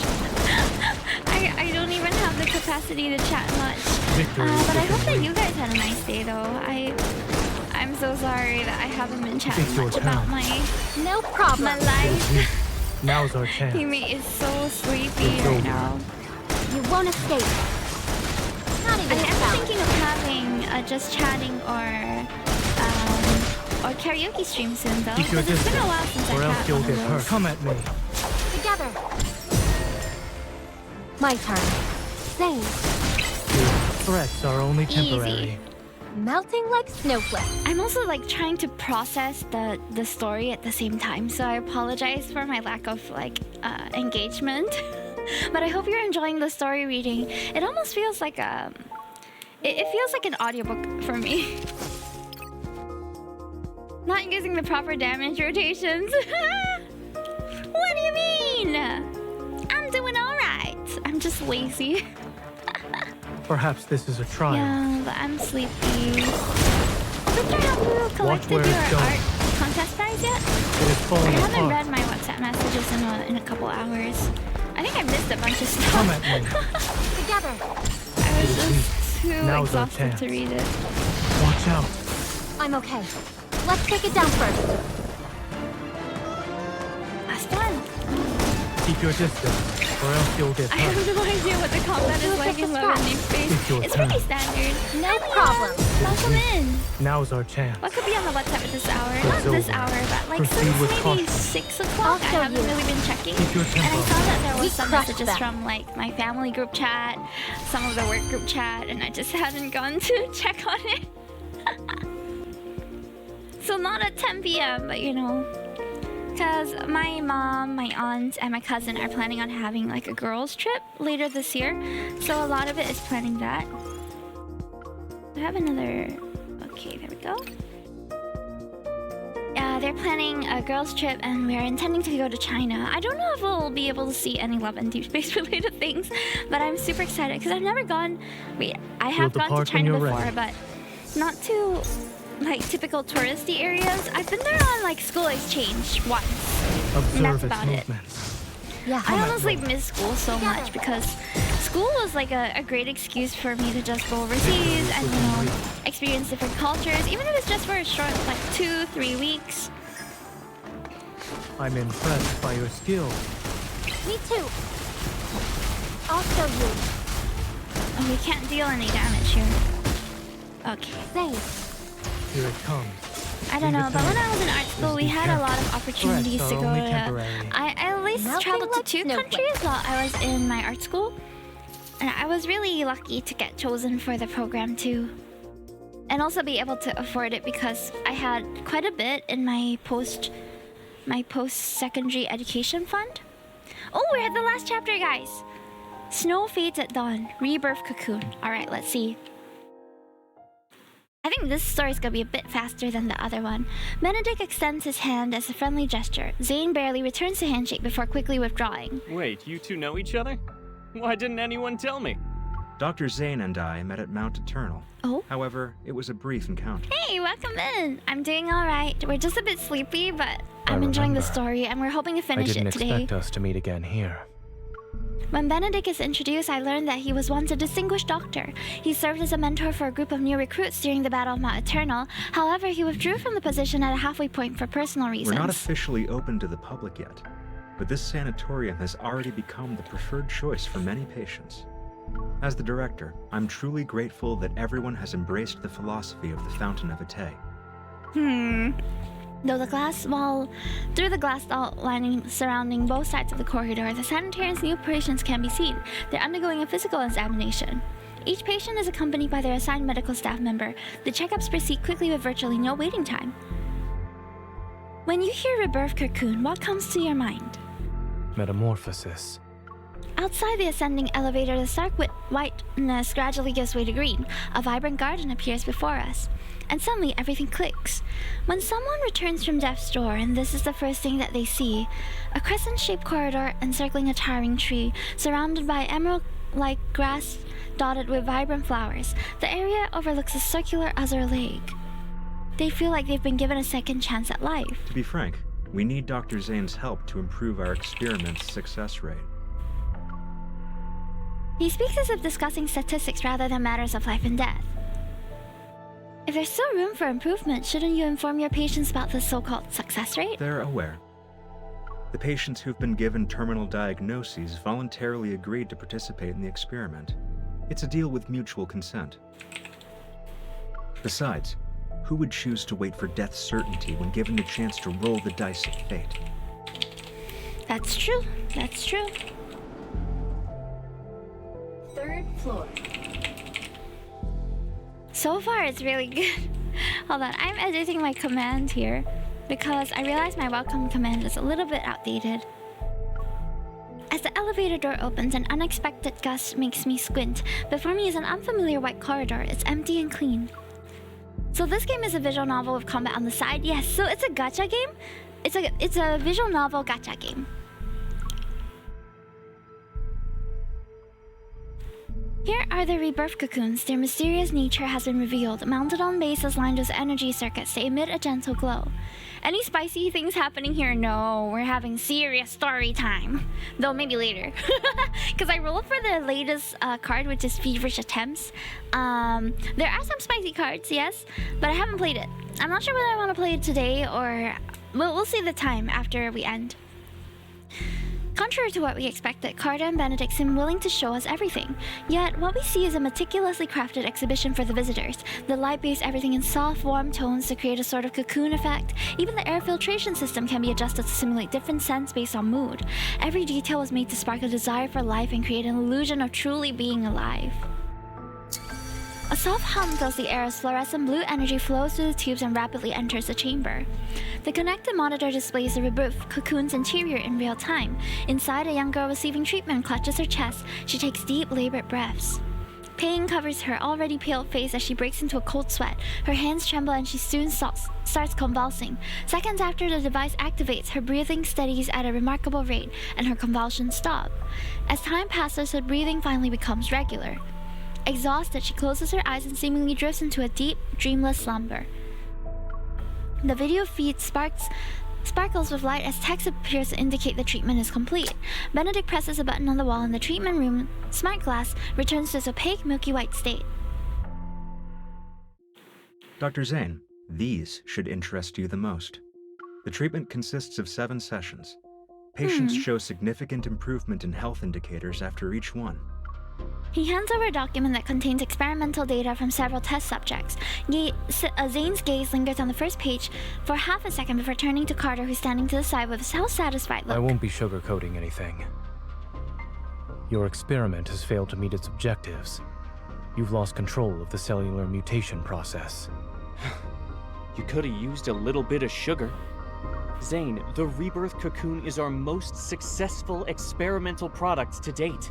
Our ultimate goal is to achieve humanity's perfect form through genetic and cellular reconstruction. He still sounds crazy, doesn't he, guys? Without a hint of emotion, Zane glances at him, then he taps the data success rate column of his knuckle. These numbers are far from perfect. Someone's using his expertise well. As the creator of X-Art, I can tell you that your so-called success merely uses the existing technology to temporarily delay the disease's progression. Perfect form from what? Yeah, I know, right? If it fails, there's a likely chance that the patients will transform. Then they'll begin to turn into wanderers. Every treatment carries risks. If we only relied on your safe methods, then... Zane closes the file and hands them back to Benedict. His expression remains calm throughout the exchange. Of course. I understand you're challenging the impossible.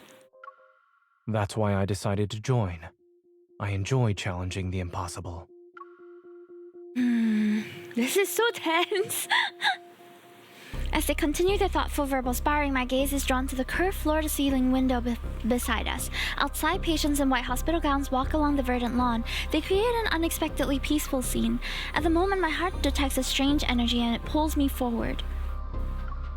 This feeling is just like before when I was in the ruins of the Gaia Research Center. I gently nudge Zane. He understands and takes a step to converse with Benedict and Carter. Then he successfully leads them away. After making sure no one's around, I slip into the descending elevator. You're not allowed in there, miss. I see. You can't go there either. Miss? Visitors are restricted to the public areas on the first and second floors. We aim to respect our patients' privacy. I turn to meet the receptionist's polite yet wary gaze and nod. All right then, I'll head back. It was that way, correct? I point to a spot in the distance. Confused, the receptionist turns to look and I prepare to make my escape, but I'm yanked by the hem of my top. The faint energy I've sensed disappeared. Oh. Whoa. Who yanked me? Who? Who yanked me? That's so rude. Uh-oh. In the hallway, the receptionist has finally noticed my disappearance and is looking everywhere for me. The sliding door closes. I turn around cautious, only to find myself face to face with someone familiar. You're the young lady who accompanied Dr. Zane. Miss Karen! Allow me to properly introduce myself. I'm Karen, a patient with Protocore syndrome. A sliver of light from the outside filters through the Venetian blinds. It illuminates her gentle features. She extends her hand, thin yet steady, towards me, and I politely return her handshake. I know you and Dr. Zane are here to investigate the Fountain of Ate, or rather, the Rebirth cocoon. However, the press conference for it is coming up, and you're not the only ones keeping an eye on things. You said exactly what I was thinking. Are you also undercover so you can get her intel? She nods, but after a moment passes, she shakes her head. Sort of. My original reason for coming here was simple. I wanted to live. Isn't it strange? After all, I was a war correspondent who once risked everything on the battlefield. Yet, after returning to civilian life, I'm afraid of death. I even believed in far-fetched promises. When it comes down to matters of life and death, I have no right to judge, let alone interfere with others' choice.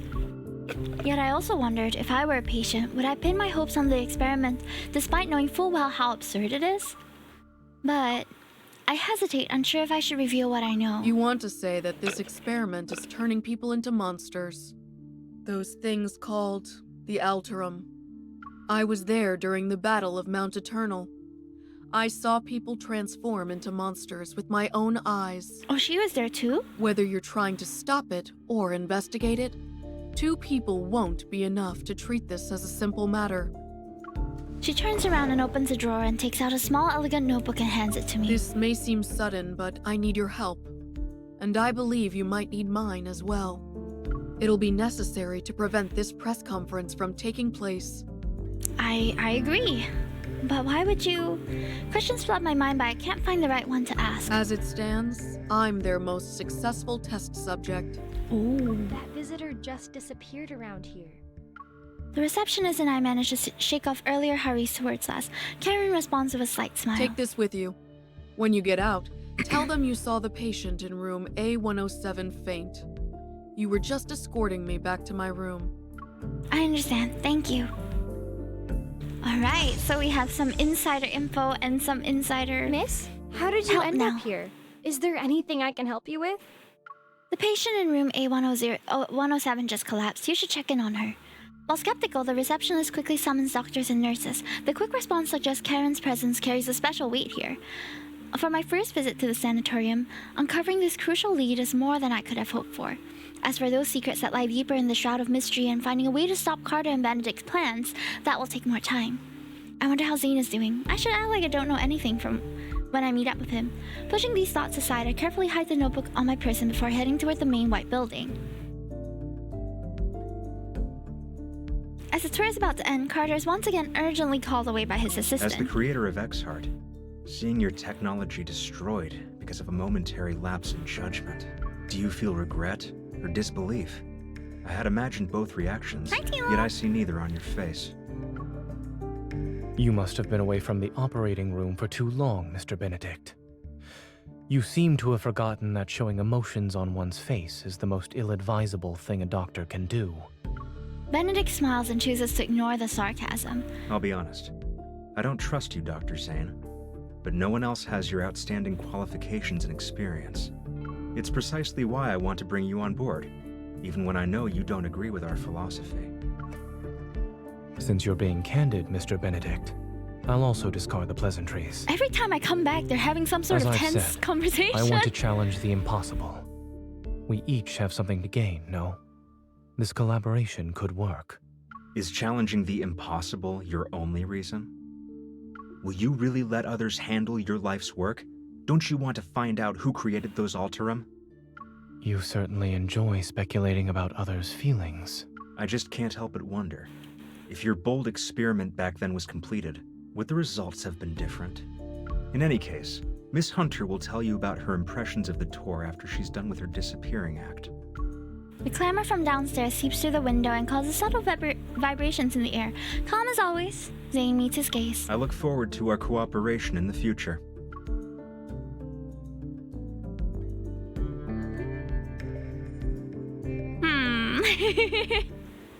We were not very slick, huh? Next chapter, Thawing Snow. And just like that, our first tour comes to an end. After leaving the sanatorium, life with Zane seemed to have returned to normal. Barely finding a moment's rest, he rushes between Axel Hospital and the sanatorium. For the time being, Ever seems preoccupied with the grand visions of the Fountain of Atay. The leads related to the ether core have also gone cold. Meanwhile, protocore syndrome cases are multiplying at an incredible rate. Axel Hospital's emergency room is constantly overwhelmed. Medical teams worldwide continue to test new treatments, but the results remain disappointingly ineffective. It's as if a deity somewhere in the cosmos, and uncertain about the world's fate, keeps listlessly rolling the dice again and again.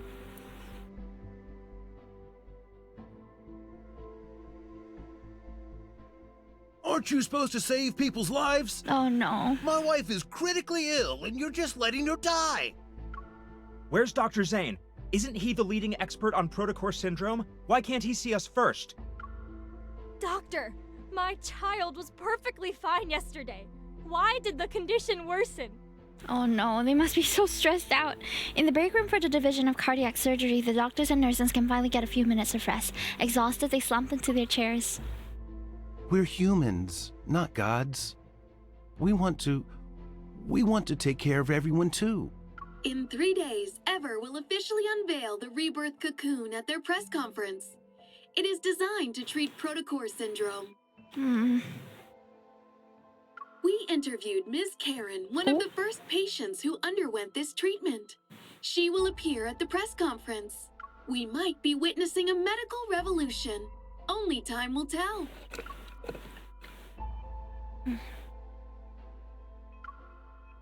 Isn't Dr. Zane supposed to be on leave? Officially, maybe. I bet he's just busy with other projects. Things just aren't the same without Dr. Zane here. Seeing him around makes me feel at ease. It doesn't matter how exhausted I am. Yvonne lets out a deep sigh and turns to open the storage cabinet. With practiced ease, she breaks 2 dietary glucose sticks to hand out to her colleagues behind her. Let's eat these and give it our all.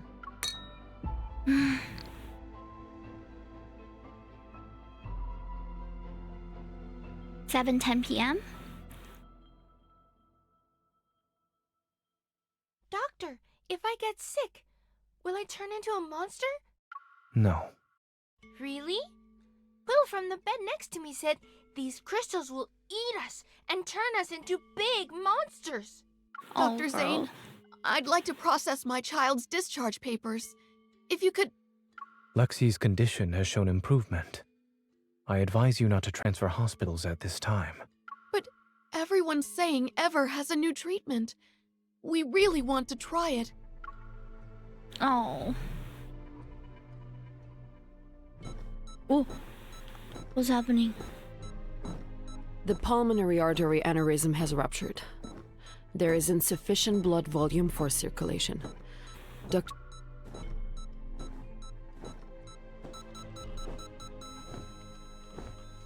Oh no.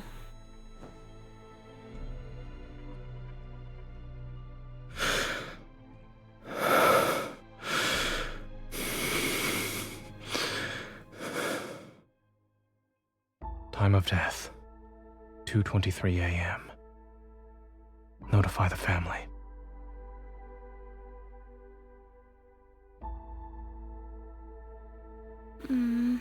Using the wall to support himself, a teenager in a warm green hoodie staggers along. He stops to catch his breath after each step. Every organ feels twisted and turned inside out. His nerves scream from the agony and pain. They threaten to rob him of his strength to stand. His vision blurs as he collapses against the wall. His arms shake uncontrollably as he tries to brace himself. Something races beneath his skin. The violent urge surges through him once again as he stares at his hands. They're covered in sharp crystals. He's fighting against the impulse to plunge them into his own heart. Yet he can't bring himself to do it.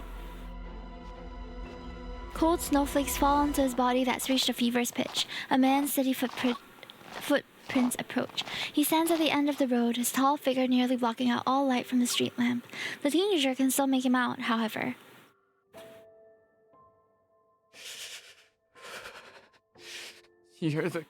This isn't a coincidence. I'm here specifically because of you. Is that so? He forces his eyes to close for a moment. Even his vision is starting to blur. The man clad in black slowly approaches him. The team feels an unexpected sense of peace. I knew you'd save me. Just as something foreign bursts through his skin to strike at the man before him, the teen hears the crystalline sound of ice forming beside his ear. It'll be over soon. Oh. The patient Zane. in room A103 is experiencing memory loss, continual emotional detachment, and exhibiting behavioral patterns that differ from usual. 3 days after entering the Rebirth cocoon, the boy from room A210 disappeared without a trace. The patient from room A379 experienced a violent episode while awaiting treatment. Oh. The Rebirth cocoon's performance has improved. I was chosen as the ideal test subject. They believe I'm the closest to success. The notes Karen gave me consist almost of entirely observation reports on the other test subjects. Her journalist instincts makes her distrust this research project from the start. She had already noticed something was off about it. This is... A worn creased photo slips out from between the notebook pages. Its edges reveal the countless times it had been handled. In the photo, Karen is holding a little girl who's no more than 3 years old. Both of them are smiling at the camera. Is that her daughter? I quickly understand why she wants to live, despite her doubts about this project. When did you get back? The breaking dawn appears outside the window as the sky grows brighter. Perhaps it's just my imagination, but I think I see those black ice crystals on his arm again. But when I move closer to check, it seems I'm imagining things. My day was good. I'm just really tired, Troy. But I'm happy to have this break time. Zane watches me without saying a word. I realized that I only came over last night to help feed Shichi, but I got so caught up in analyzing clues that I accidentally fell asleep on the couch. Sorry, I went a little overboard when I made myself at home. As the moment passes and a faint smile tugs at the corner of his lips. Is there a passcode in this house that you don't know? I clear my throat and hand him the notebook. I try to prevent us from getting sidetracked. Aw, thank you, Troy. I'm happy to see you too. In any case, I believe Karen is our best lead right now. Recently, Ever has made a public announcement about their best test subject who will make an appearance at the press conference. Unlike those big spenders and socialites, Karen has a positive, approachable image. She also has a good reputation in the eyes of a general public. They're trying to use her to build public support and convince more people to believe in their cause. By giving me these notes, she probably hopes that I'll help her stop the press conference, or even put an end to the project altogether. So I thought, for a while I've been talking to myself, and then he hugs me from behind. Zane? Yes, I'm listening. His embrace is gentle, as if the slightest touch might shatter something fragile. Did something happen? It's cold. To think someone who's like snow could feel chilly, I paused before turning around to embrace him. I'll stop talking about Ever. But if you're really tired, please make sure you rest properly. Would you do that for me? Hi, Siren! Welcome in!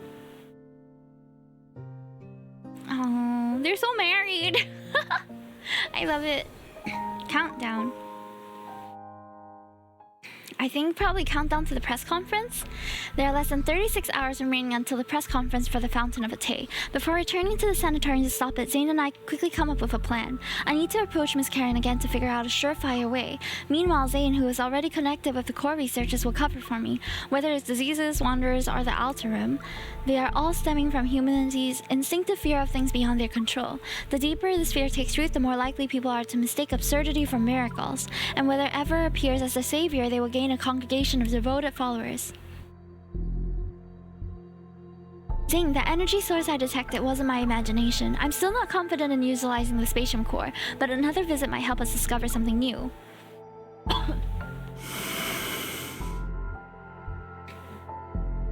All right.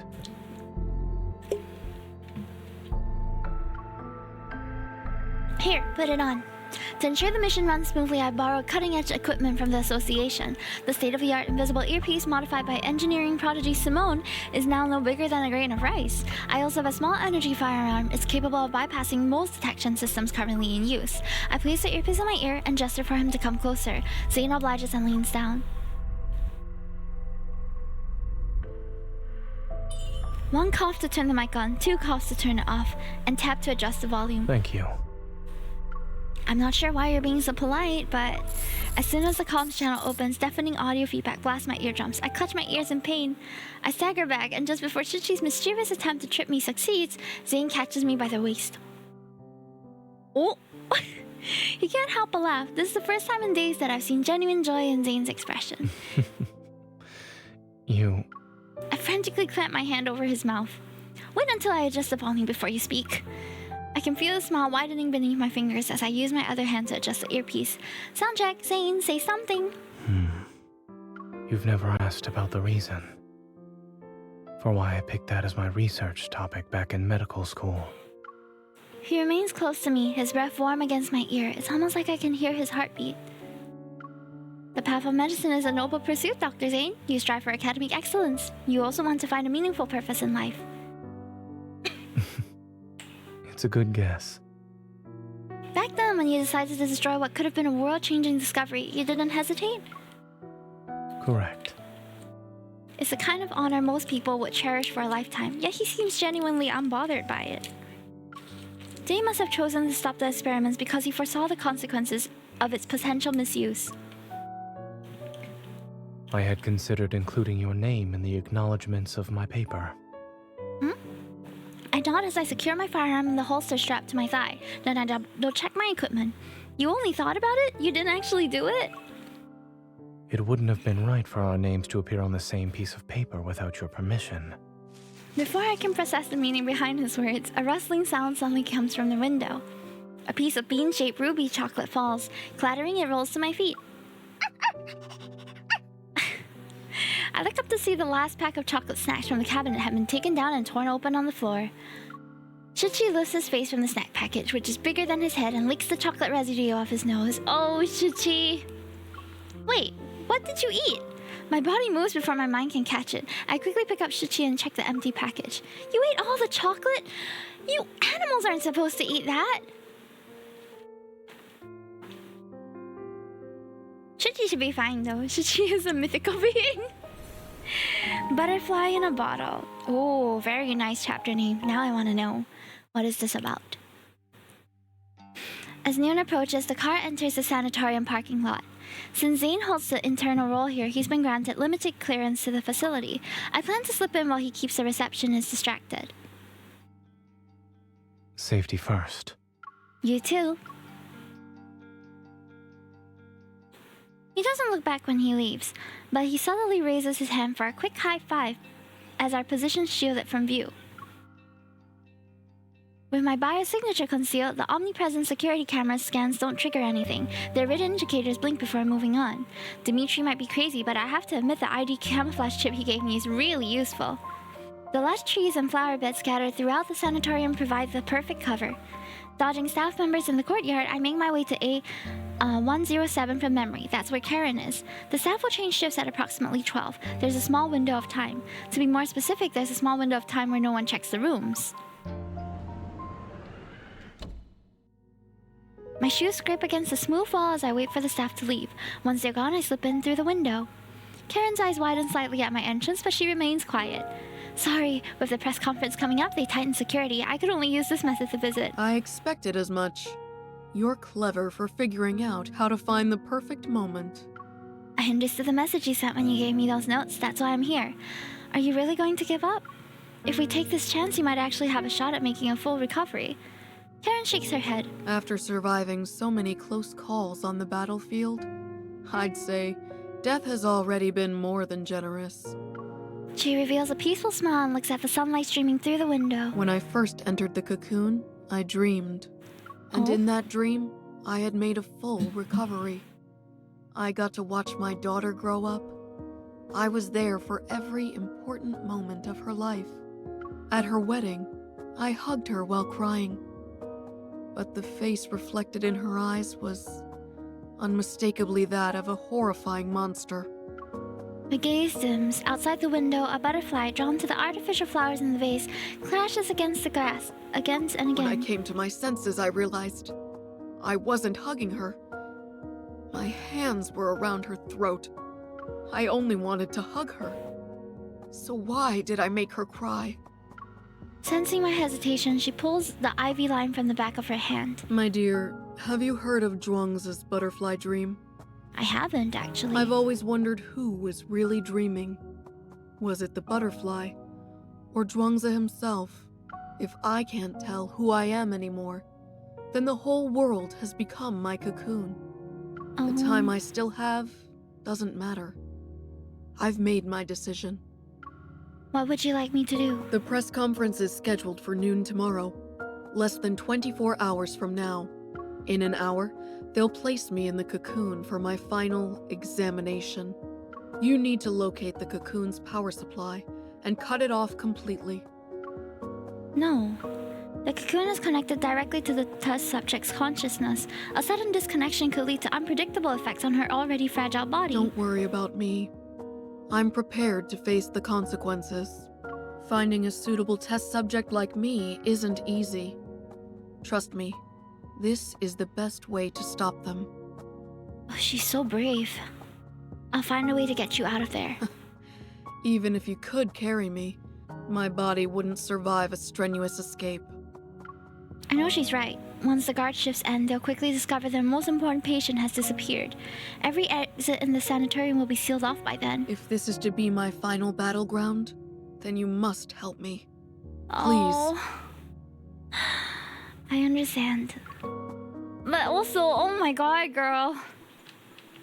After leaving room A107, I move quickly without any hesitation and stay out of sight. Did you hear? Patient A379 suddenly lost control and became violent just now. It's fine. Dr. Carter said that was normal. Along the way, I quietly took down several orderlies and receptionists who spotted me. The sanatorium is massive and many areas are restricted. A blind search could last until nightfall and still be a failure. What I sensed that day must have been the cocoon's energy core. I take a deep breath and activate the spatium core's power once more. My vision ripples and expands like waves. A faint energy trail leads me forward like a guiding thread. My drifting consciousness slowly seeps through the sanatorium's public area, the garden, and through each patient's room. If I can just find the energy control hub. Following the faint energy pulse, I find myself at the end of the corridor that connects the public area to the garden. There's a door almost seamlessly integrated into the wall. Without hesitating, I push it open. Ooh. A large enclosed space gradually reveals itself. Behind this door lies an unexpectedly serene forest. Strange, there are no guards present, only an unsettling silence hangs in the air. My watch hasn't sounded any alarms, and there are no detectable signs of biological activities around the vegetation. The energy source pulls grows stronger as it tugs at the power flowing within me. It's as if I'm being guided in a specific direction. Past the forest winding paths, an unexpectedly elegant old building comes into view. That must be it. The energy readings are at their strongest there. Oh. It seems quite disconnected from the main building, no? Trustworthy colleague. With Zane's help these past few days, the cocoon's data and performance have shown improvement. Carter is in high spirits. He genuinely believes his junior has switched to the dark side. Or no, has finally seen the light. I remember you were sitting right next to me when we talked for the first time. Do you want to join my research team? Before that, we all thought you were just some stuck-up child prodigy. Dr. Noah used to say that one person can go fast, but a group can go far. Besides, your theoretical research was undeniably superior. A look of surprise appears on Carter's face. Back then, you were the youngest and quietest out of everyone. Who knew you'd be the most forward-thinking, boldest student in the lab? You went ahead and performed what we didn't dare to imagine. And you'd pose what we didn't dare to ask to the most distinguished of professors, until they were left speechless. Walking and talking as they pass through the streamlined skywalk, the two soon arrive at the sanatorium's central platform. As dusk approaches, light filters through the hemispherical dome like delicate silk. It bathes the courtyard in soft, warm hues. I understand that Ever wants to use tomorrow's press conference to improve the Fountain of Atay's credibility. But the Rebirth cocoon still needs to be further developed. It's not ready to be revealed to the public. Why not? We've prepared the best testing equipment, Hi, and all the data will be presented to the public in the most accessible format. Besides, we already have a suitable candidate for a public demonstration. He turns to Zane and his voice becomes more eager. Zane, do you remember what I asked you the night Exhart succeeded? I asked if you wanted to change the world with me. Carter turns to survey the crowd in the garden below, his figure reminiscent of a small creator gazing upon their creation. We stand at the center of all our achievements. I assure you that success is within our grasp. What exactly do you mean by success? Are you talking about unpredictable success rates? Or how quickly you dispose of your defective specimens when they fail? The smile on Carter's face freezes, then it slowly disappears. In the past, they were patients you fought desperately to save. Thanks for the reminder. I almost forgot how pathetically incompetent I used to be. Why is it that when I was a powerless doctor, the lives lost under my care were somehow forgivable? But when I strive to be a pioneer, you suddenly care about the injustice done to those who were already destined to die. When did you become such a coward, Zane? That incident at Mount Eternal? Let me rephrase that. You've always been better at confronting death compared to me. An uncontrollable impulse surges within him. Fortunately, a voice comes through his earpiece and pulls him back to reality. Zane, I found the location with the strongest energy signatures, just in case if you can get clearance from either Carter or Benedict. Zane composes himself, discreetly tapping the area near his ear as acknowledgement. He looks at Carter. Pressing a finger against his chest, Carter's icy stare lands on Zane. His mocking tone from earlier vanishes. The heart beating in my chest belongs to someone else. I can't live an insignificant life. Zane, I understand the meaning of death far better than you do. If these sacrifices are necessary, then so be it. We're about to solve humanity's greatest dilemma, and you're still too young. Ugh! His limbs are forcefully frozen to the wall. The surveillance cameras freeze just as they turn, and their id indicators go dark. You? Zane, you dare to freeze me? The statute of limitations hasn't expired yet for your academic plagiarism. Carter's briefly freed hand is sealed in ice once again, and his frantic struggling is frozen in an awkward, rigid pose. You can't be serious. You're bringing this up now? The end justifies the means. Let me go! Thank you for the water. It was a joke. But I need you to stay still for a while, Carter. Are you planning to destroy the cocoon or cut off its power supply? The sanatorium has 6 independent operating systems. Pulling the plug won't be possible. If this place allows someone with malicious intent like me to freely come and go, then that just shows how confident all of you are. What are you actually trying to do? Carter glares at him. His junior pauses thoughtfully before calmly shaking his head. I won't tell you this time, Carter. I have a more trustworthy colleague to work with now. You didn't come here alone this time. What's that girl up to? This is murder!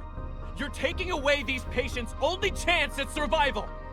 Zane, you ungrateful traitor! You might be smart, but you're weak and short-sighted! Security! Another layer of ice appears to seal his mouth shut. You said this place was perfect for heart-to-heart conversations, since no one would disturb us. I'm afraid you'll have to stay frozen for a while. Carter, you're not doing this to save lives, nor are you doing it to save humanity. Everything you've done is to merely fill the emptiness and soothe the fear you have when confronting death. Ooh. Dang. Zane takes out a palm-sized access card from Carter's pocket. Zane's gaze doesn't meet his. It lands on Carter's heart instead. I doubt the heart's donor wants it beating in the chest of an executioner. Oh my god! Damn! Okay, Zane. Wow. This script really cuts, guys. Whew. Sheesh. Wow, I mean, he's spitting facts. And fire. Facts and fire. Chapter 7, Perfect Specimen. Let's see what happens. I think the animated sequence will be coming soon. A holographic display takes up half of my field of vision. The green dot representing Zane is moving up towards my position. Not expecting much, I take a deep breath and place my hand on the door. To my surprise, it opens with a gentle push. Light streams through the glass dome and lands on the floor. It reveals an elegantly decorated reception hall. The space is completely empty. Only the sound of footsteps echoes to break the silence. Zane, I've sent you the coordinates. That's where the energy core is. Don't worry. I'm just... As soon as my hand touches the railing for the staircase going up, the scene before me flickers and vanishes. The comms channel's dead. I pull my hand away and take half a step back. I turn as colors fade. Oh. Like running water, they flow out from the ceilings, walls, and floors. They all melt into an expanse of pure white. It's like a white tomb. I'm honored you decided to visit. I hear a slightly amused voice behind me. I whirl around to find Benedict standing in the middle of the reception hall. I'm not sure when he appeared. While I'm startled, I need to look composed right now. You've done a good job at preparing for the press conference, Mr. Benedict. It's going well without you. He touches the wall and the white space suddenly dissipates. It returns to its original form, a reception hall. Miss Hunter, you should have been the most successful test subject. It's a shame you weren't one of ours. After all, every experiment here exists for one purpose, to create beings just like you. What do you know about me, man? A gunshot explodes in the empty reception hall. I'm tired of hearing you people talk about the same thing. Let's skip the formalities and get to fighting. Just as the bullet approaches him, crystal shards suddenly burst from his arm to pulverize the projectile. Oh, right. I forgot to mention something. I'm one of the cocoon's successful specimens. You could have said that earlier. I quickly switch out the regular bullets in my magazine for energy rounds destined to fight wanderers, then I shoot at him. But Benedict seems to have anticipated this. At a signal, several shadowy figures surge forth from the darkness. Several Alterum move with inhuman speed. Like savage beasts, they lunge towards me. You're calling for backup already? I guess you aren't really a successful specimen. Quickly stepping to the side and spinning, I dodge in the nick of time. The Alterum crash into one another. I don't plan on dragging this fight out. Zane will be here soon. Finding the energy core's location is the highest priority. I activate the spatium core sensing ability again. There's a faint energy signal coming from the top floor of the building. And then, everything before my eyes becomes indistinguishable once more. As the light shifts and wavers, thick fog appears from out of nowhere. It rolls in and blurs even the faces of the Alterum. Play with them for a while. My senses stop working and my vision is plunged into an endless void. Overwhelming dizziness washes over me. Desperate, I try to stay conscious in spite of the vertigo, but my legs give out and I collapse onto the cold floor. Oh no! Oh no! Just before I lose consciousness, the sound around me fades. In the void, I feel someone firmly grab my wrist. The churning sensation of instability vanishes when I open my eyes. Are you okay? Where does it hurt? Under the flickering light, I can barely make out Zane's worried expression. Before I can say I'm fine, a searing pain erupts from my chest and flows through my entire body. I press my hand against my chest, but the physical pressure does nothing to ease the pain. Stop trying to sense it. You look pale. I grab his hand. Gritting my teeth, I tell Zane everything that had happened. After them! Where did they go? Don't speak. Keep your breathing steady. Zane quickly surveys our surroundings, and he pulls my arm over his shoulder and helps me walk. It's not there. Go straight, past that barrier. We pass through the wall. The Alterum are right behind us, but it seems they were fooled by the elusive hologram. Thankfully, the space hasn't been warped. Zane pulls me into an empty room and slams the door. Ice covers it, but the Alterum have us cornered. They claw at the frost and create a sharp grating sound. Everything in front of me blurs into patches of color. I try to grab Zane's hand again, but my strength fails me. My hand weakly slides down his sleeve. Oh no, I hope she's okay. Oh my gosh, okay. It's animated sequence time. Zane? Why am I tied up? Oh. It's done. Wait, what? What did you inject me with? A suppressant. The energy in your heart has surpassed your tolerance threshold. This will ease the strain. Are you sure? Better now. Zane. The suppressant won't last long. We need to leave now. Fluctuations. Oh, it's metaflux.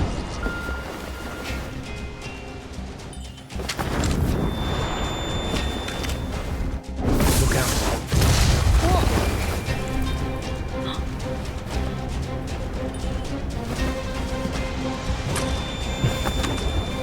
Fire.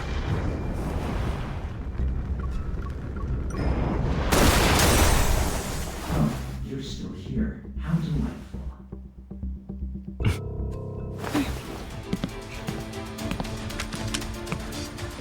It's combat medic time, guys. Of course we would survive. If you take another step, I can't guarantee you get out of this alive. Dr. Zane, a hunter fire alarm can't kill a child, but a wanderer can. How does he look so beautiful?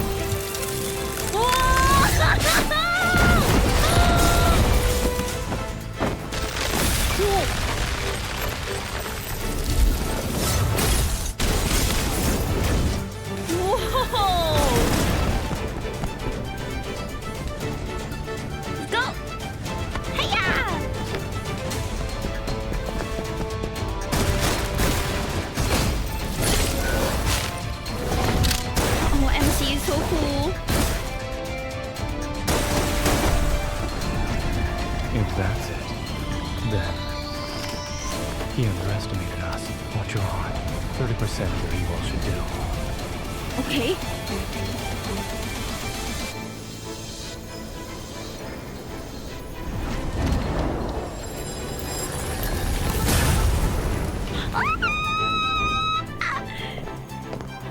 In your case. Oh, they're in matching outfits too. They look so good. Extreme measures. Power couple! my gosh. I love you, MC! Okay, let's go. Oh man, I'm so hyped. It would be devastating if we just lost the battle here. We don't have much time. Let's see a specimen. Alterum Benedict. Let's turn him into Be Eggs ready for his Benedict. next move. It's your turn. No problem. You won't escape. I'm too hyped to sleep, but I'm Struggling tired. with you. It'll be over soon enough, I'm sure. Stay in the room. Keep your distance, or else you'll get hurt. This is a successful specimen. Self-declared successful specimen. My turn. Save. Here it comes. Leave it to me. Is this what you wanted? Perfect. It recovered. Oh man, this is quite a long battle. Watch where it's going. Okay, we got this, we got this. We just gotta Struggling make is sure that futile. we are... Try to find the truth. These endless illusions. Go back to the pit you came from.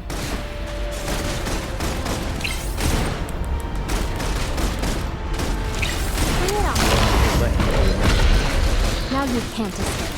Victory is within reach without combined I strength. just assumed that he Here was I the go. correct one. I didn't know if I was supposed to look for it. Don't rush. Let's see what it's up to. Keep your distance. Save. Here it comes. Leave it to me. Come on. Is this what you want? Charge quicker, charge quicker. Go back to the pit you... With our combined strength, it is weak. Now's our chance. I'll send it on a Let's journey. go! It's final journey. They have I'll feel special the voice fatal blow. lines for this battle. Ah! Come on, we got this. You finished it in one attempt. Easy! And it wasn't messy. I don't know if this is gonna be the last battle for this story chapter. I can't imagine what else we'll have to fight.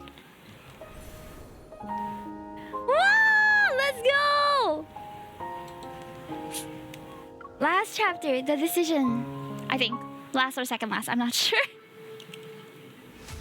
After using up almost all my ammunition, the Wanderer finally crashes to the ground, but this isn't the end.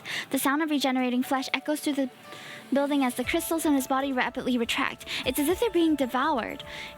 In just a few seconds, the Wanderer has completely regenerated and takes on Benedict's appearance. What? Wait for an opening first. Then we'll retreat. There's no point in continuing this fight. Zane is right. Benedict is our primary target right now. Just now, something about Zane seemed off. The flash of black crystal, the killing intent, the cold indifference in his eyes all vanished in an instant. Maybe I imagined it? It's strange. Unease rises in my chest, but I couldn't read the story because it's moving by itself. Now's our chance. Go. Let's go! With the Alterum at our heels, I lead Zane toward the strongest energy signature I remember sensing in this building. Have you noticed how the Alterum are getting stronger? They're practically like living weapons. Could it be that after their consciousness are eroded, these failed test subjects are turned into tools that can be commanded? After taking down another Alterum that tried to attack us, I run towards a corner. The strongest energy signature was right behind a door. Alright, let's see what's behind that door. Huh? Where's the door? Watch out. As Frost immobilizes the guard who tried to ambush us, Zen stands back to back with me. Both of us are in high alert. Part of the layout has changed again. If this place is a projection, then changing the layout would be the quickest way to hide the energy core's location. This is annoying. I have to find the energy signatures again. Remember to not let your energy overload your heart. I don't have any more stabilizing injections. Speaking of which, where did you get the ones you gave me? Knowing how a certain Miss Hunter tends to overuse her evil, I came prepared. Aww. When you restrained me earlier... It was because you were too strong. Okay, if you say so. I place my hand on the wall. Energy surges through my veins and my sensing abilities magnified. The location becomes clearer, and I'm certain the energy call is being helped at the top floor. Follow me. I found it. Let's go.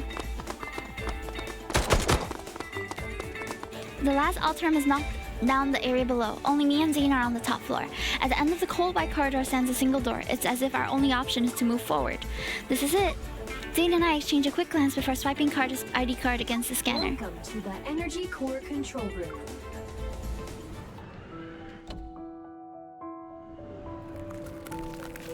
Once the door to the control room closes, a layer of ice covers it. Thick cables run across the area and they all converge to the central energy pillar that emits a luminescent blue light. It's being powered by a protocore. In all of its glory, this is Ever's crown jewel in the industry of protocore technology. If the energy pillar is destroyed, all outgoing experiments will immediately cease. In other words, Karen, who's currently undergoing an examination, will remain trapped in her cocoon. It could potentially cause irreversible damage to her body. Are you worried she might regret her decision? Maybe. I can't betray her trust in me, or rather, I believe in her choice. I remember the first time I held Karen's hand. It was thin, delicate, yet surprisingly strong. Zane raises his hand and hurls a shard of ice towards the luminescent energy pillar in the corner. Zane, wait! Carter's voice rings out from the overhead speakers as the surrounding glass walls instantly become transparent. I see Carter has arrived. Catching his breath, he's standing at the reception hall we were in earlier. Zane! Leave this place, and don't you dare destroy that energy core! Do you remember how much time and effort we put into this? Without a hint of emotion in his eyes, Zane gives Carter a slight nod. Amid the chaos, Benedict calmly stands behind a crowd. He smiles as he raises his hand to his ear. You dropped your facade sooner than I expected, Dr. Zane. Is it because of your sense of duty as a doctor, or a resolve driven by guilt? Believing that you can guide humanity's fate so you can control life and death is the epitome of arrogance. Isn't thinking you have the right to stop any experiment that crosses the boundaries of life just as arrogant? This is what the people in our era want. And in just a few centuries, or maybe even a few decades, history will remember this moment. You have no right to speak of such things. Why don't we watch and see how the future unfolds? Even if you've stopped Ms. Karen's experiment and prevented the press conference today, you can't stop the tide of progress. It's more or less the same rhetoric. Did everyone ever attend the same corporate seminar or something? Ah, yes. I have one more question I'd like to ask you, Dr. Zane. The static in the comms channel suddenly falls silent and cuts off Carter's angry shouts. All I can hear is Benedict's steady voice tinged by amusement alongside his breaths. Back then, why did you choose to destroy something that could have shaken or even changed the world? He asked the exact same question that I did. A sense of unease stirs as I glance at Zane, who's maintaining his usual composure. It couldn't be controlled. Any action beyond our control leads to unpredictable consequences. Maybe it's because he uses eval too many times in quick succession. Delicate ice crystals are steadily creeping up Zane's forearm. Uncontrollable. I see. Your rationality is an absolute, the very thing that drives you to eliminate any possibility of losing control. It affects the smallest things about yourself to the greatest matters of this world. That's why you killed William at Mount Eternal back then, yes? You really are capable of such cruelty. You struck down your mentor and friend who fought beside you. Even I would have hesitated. Cut to the chase. A long time passes before Zane's voice breaks the silence. Although his tone remains calm, his ragged breathing gives him away. You're here to atone for your mistake. That much is certain. But you also wish to uncover what you think is the truth. For example, surely there must be an explanation for why those Alterum look so much like everyone who died at Mount Eternal. In the tense undercurrents of this moment, a harsh truth slowly surfaces. I'll tell you. Those people at Mount Eternal were this experiment's first batch of failed specimens. Your companions, William, all your guilt and suffering, I'm the one who caused it. His tone is almost nonchalant, yet every sentence is like a knife straight to the heart. A discovery that could have shaken the world to its core, abandoned because of a moment of cowardice. You made their deaths as meaningless as those of the failed Alterum. A wave of frost surges through the room. A bone-chilling cold creeps up from the floor. The windows, walls, and floors are sealed under thick layers of ice, and they form intricate crystalline patterns. Zane. With each breath, the veins on his neck throb as black ice crystals spreads rapidly across his skin. It's like they're trying to devour every last bit of his life force. This isn't the Zane I know. This is the merciless Grim Reaper who emerged from the depths of hell. Oh no, now's not the time, Zane! Now's not the time, Grim Reaper! Oh my gosh. Chapter 10, Curse of Memory. What's gonna happen now? There are twists and turns at every corner. The door that had been sealed with ice bursts open. Having completed their transformations into wanderers, the Alterum try to overwhelm us like a tidal wave. As soon as they get close, sharp icicles pierce the chest. The shards of ice then explode outward like a violent storm. More Alterum advance and they crush the fallen ice crystals beneath their feet as they crawl over corpses to reach us. Ooh.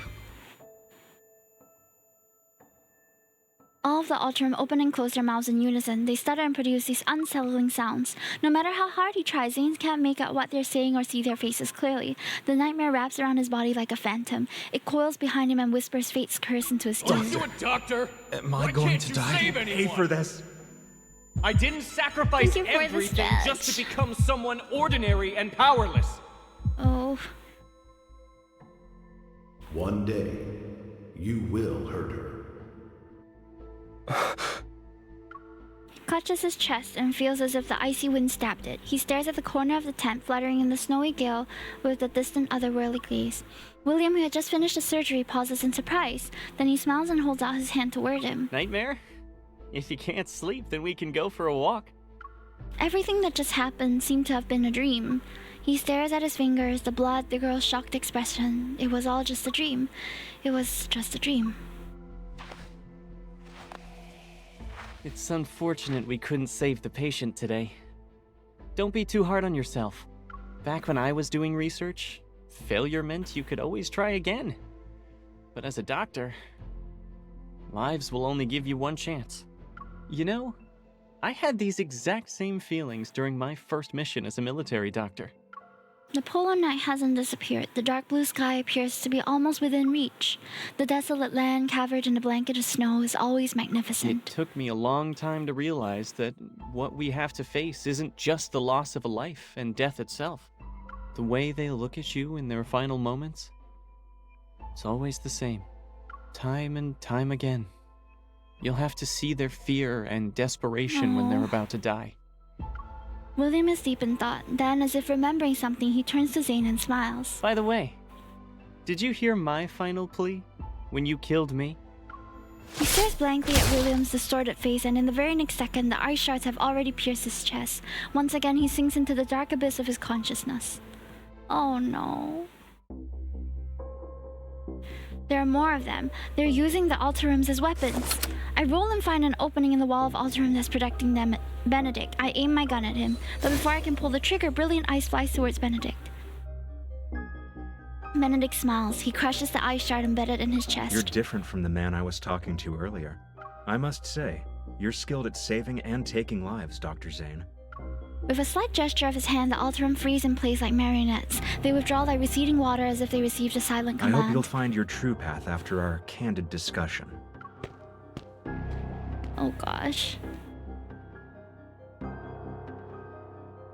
Soon enough, only the two of us remain in the vast cold control room. Ignoring everything else, I rush past the dissipating ice crystals to Zane and cradle his face in my hands. Zane, look at me. Listen to me.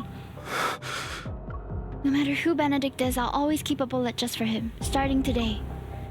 Zane's labored breathing shows how intense the pain is. The black crystals emerge from his neck and continue to spread out. His ice-cold fingers are slowly slipping away from my palm.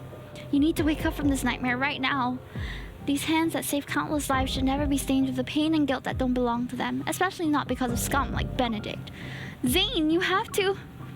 These few seconds feel like centuries, and then he finally raises his head to look at me. He slowly tenses, and I see myself reflected in his icy gaze. Zane? Pain answers me instead. My consciousness shatters as if I drift into the warm embrace of unconsciousness. Before everything fades, distant memories regroup and flood my mind. Oh my god, what? The ground is littered with the remains of wanderers. They're slowly dissipating. Meanwhile, searing pain burns my chest. Struggling to push myself up, I see blood-stained hands are small, are thin. Did this happen when I was little? I look up. There's a young man with a familiar face, but his expression is frighteningly cold and foreign. While I'm dazed, his face merges with Zane's present-day appearance. They, from my memories and reality, approach me step by step. Your existence is a mistake. You must be eliminated. It's as if black frost had covered his eyes. Having materialized in his raised hand, sharp ice crystals hurl themselves at me. Did he kill us in one of his past lives? The next day, the pristine sanatorium stands tall, immaculate, and serene. It's been restored to the point where yesterday's attack might have never happened at all. Wherever and whenever you need us, we will. In the courtyard, a gentle breeze caresses the grass kissed by early morning light. A cocoon hangs on a delicate swaying flower stem.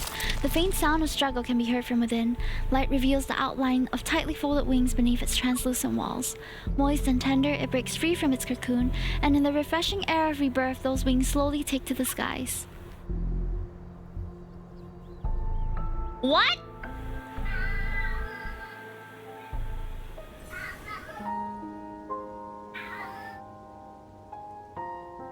Okay. What? What happened? My heart constricts as sharp pain courses through every fiber of my being. My consciousness sinks into a blurry darkness. Footsteps that are close by sound distant, as if they're muffled under a glacier. And yes, that's my cat. Shh. Minky! Zane, is that you? He stops in his tracks as if he heard me.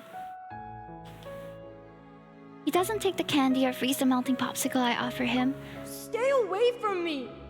I'm sorry. What? A box sits on the doorstep, wisps of cold air drift inside it. Inside the box lies 3 misshapen snowballs, remnants from when Zane was still learning how to use his Evo as a kid. Really? Zane knows I got hit with ice when watching the seagulls and now he needs snowballs to tease me? I heard footsteps. Did he already leave? I didn't see anyone nearby. As I hold the box closed, an inexplicable sense of loss washes over me.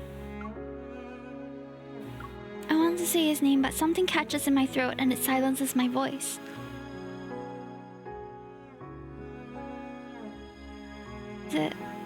Zane! I managed to finally call out his name, yet when I open my eyes, I find myself staring at a dimly lit ceiling. As my foggy consciousness slowly clears, I realize I'm lying down in a room at Axel Hospital. Due to Miss Karen's poor health, Ever's press conference for today has been cancelled.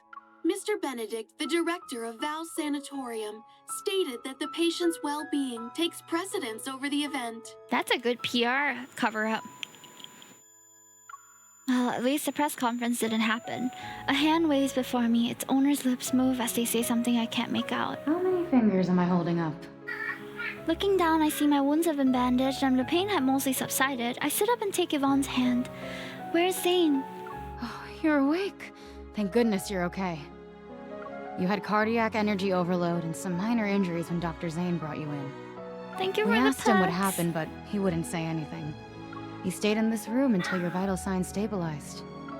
As she speaks, Yvonne leans in. His expression becomes more serious. I heard from Grayson that Dr. Zane went to the director's office to submit his resignation letter. What? There Literally, was a loud what? commotion in the office. I've never seen the director that angry before. He didn't approve it and gave Dr. Zane an extended leave. Then he told him to go home and think things through. He wouldn't say another word about it. Dr. Zane didn't hesitate at all. But before he left the hospital, he asked us to take good care of you. What the heck, Zane? I never know what that man is thinking. I try to force myself to smile, but I can't. Only one thought is in my mind. Wait, you can't just... Oh no. Please, be careful. I'm sorry. We haven't seen him. What? Sorry, we haven't seen anyone who matches your description. Oh no, don't tell me it disappeared. Dr. Zane. A few days ago, he said he'd be traveling to remote. This is our new menu item for today. Would you like it to go? No! Wait! Dr. Zane already paid for it! Not now, lady! Zane's home, his favorite dessert place, a cafe near Axel Hospital. I visited every place I could think of, but there was no trace of him anywhere. Late into the night, I enter the passcode to his house again. I'm clinging into one final hope. I would take the freezer. You're so real for that. The room is shrouded in darkness. Snowflakes drift through the gaps of the floor-to-ceiling windows. The number you have dialed is currently unavailable. No! Please try what? again later.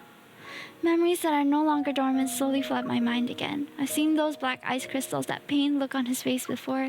In my childhood memories, they moved away while carrying a heavy unspoken guilt. This bad habit of disappearing has existed even before then. I hear a faint whisper in the cold. I raise my head and rub my stinging eyes to see Shichi. Oh, Shichi. As if he understands me, Shichi leaps onto the sofa and gently places his paw on my knee. I feel like I've tried everything, but I still can't find him. I hold Shichi close, my trembling voice barely above a whisper. I didn't realize it cracked until now. Please, can you help me one more time? Take me to him? Time passes, then Shichi obediently jumps down, sniffs the blanket on the sofa that carries Zane's scent, and runs through the half-open door.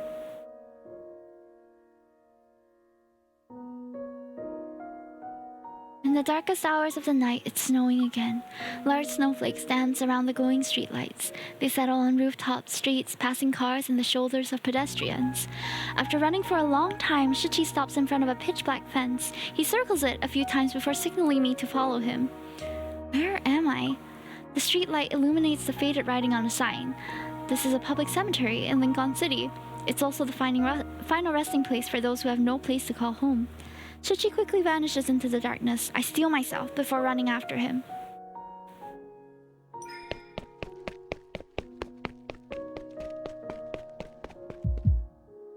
As soon as I see the familiar figure, my heart leaps violently in my chest. He stands in the snowy night, his coat billowing between black tombstones. He's like a ghost who has nowhere to go. I understand why he left the moment I see the names on the tombstone. He chose to imprison himself in this nightmare. He wants to atone to seek redemption for the monsters he killed. I hurry to his side, but when I call out to his name, it gets stuck in my throat. Why are you here? Questions overwhelm my mind, but I don't know what to ask about first. You chose to disappear without a word. You didn't even give me an explanation. These graves belong to the people who died by my hand. I don't believe their deaths were unjustified. Do you think I'm here because of guilt? I'm not standing in front of them for repentance, let alone the atonement you're imagining.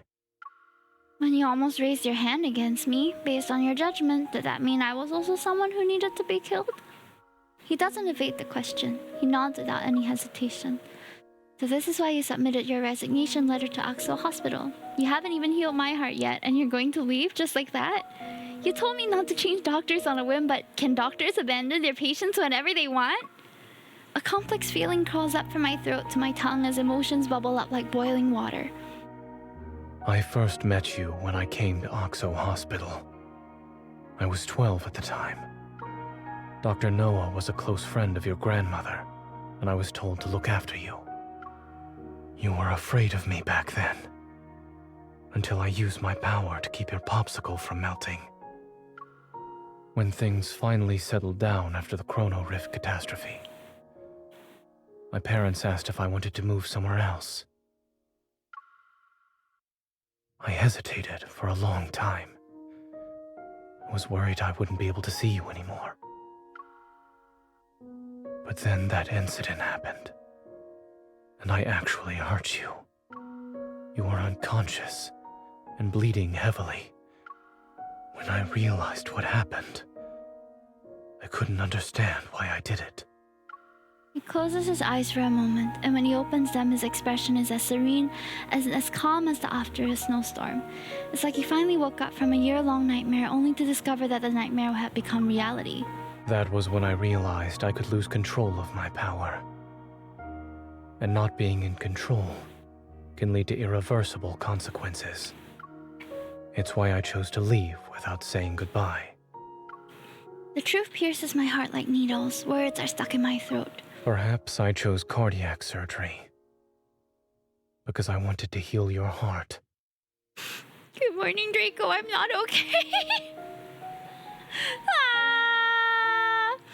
Leon says, just kiss already. I have seen it solves problems like this. Or maybe I wanted to make amends for what I did back then. Even I don't know. He keeps his gaze lowered and his voice as soft as melting snowflakes. But I didn't hesitate when I chose the field of medicine. When I first recited the Hippocratic Oath, I truly believed I would become a good doctor. I saw a light in his eyes when he said he didn't hesitate to choose medicine. I believed I would save many people, including the one I had hurt before. You have saved many people. What are you talking about? It doesn't seem like he noticed my obvious shock. Zane just gazes calmly at the weathered gravestones. Until that night on Mount Eternal, when I killed William. But you didn't have a better choice at the time. Once again, he lowers his emotionally detached gaze. Do you really think a killer can be a doctor who saves lives? Yes. If something like this happens again, you might regret the fact that you tried to keep me close. Are you saying your nightmares are destined to become reality? Will I turn into a monster that needs to be killed one day? I didn't expect him to answer, yet he shakes his head. I don't know. So, are you avoiding me now because of logistic reasoning? What about your feelings? If we're going by pure logic, then now is the time. Do it, Dr. Zane. Are you afraid? Or is it something that you don't want to do? Looking at his calm, aloof expression, I find myself beyond the point of rationality. Whatever you do today, I won't have any regrets. But I would. Snowflakes land on my eyelashes and turn his figure into prismatic fragments that are like ripples in the darkness. I'm certain that if I were to truly hurt you one day, it would be the greatest regret of my life. The snowflakes fall as if they're floating through the cosmos. They land on us and the gravestones. We stand in silence. Neither of us exchange a single word.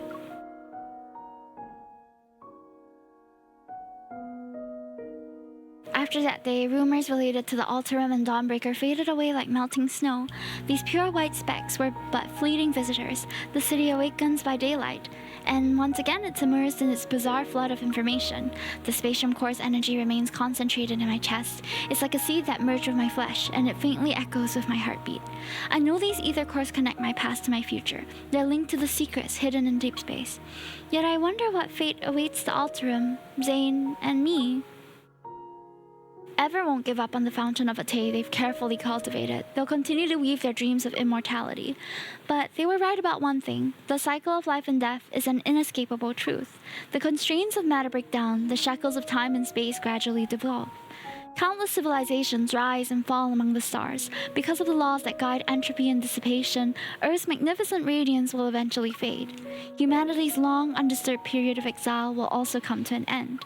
I won't understand that much until much, much later. The Creator had planned foreshadowings in an era predating life itself. Is this where we're ending the story? I think that's the end, but we have some stuff to fight, I guess. Damn, just like that? Yeah, what? I guess we'll have to wait for the next major story update for us to know what happens. Ah! The suspense is killing me. I don't even know if... I feel like the main story is not going to be something easy to conclude either, because there's just so many interweaving parts to it, you know? It is falling apart. Well, come at me. Okay, but let me just get my free diamonds from all the challenges. Keep your tempo. Eat that thing. Here it comes. Leave it to me. Is this what you wanted? Perfect. Threats are only temporary. I don't know how many battles there are. Usually for the last stages, there are like 3. We should be able to clear them no problem though. But yeah, if that was the last chapter, thank you guys for going through it with me. Would you be interested in playing Feverish Attempts now? That one's... It just doesn't seem appropriate.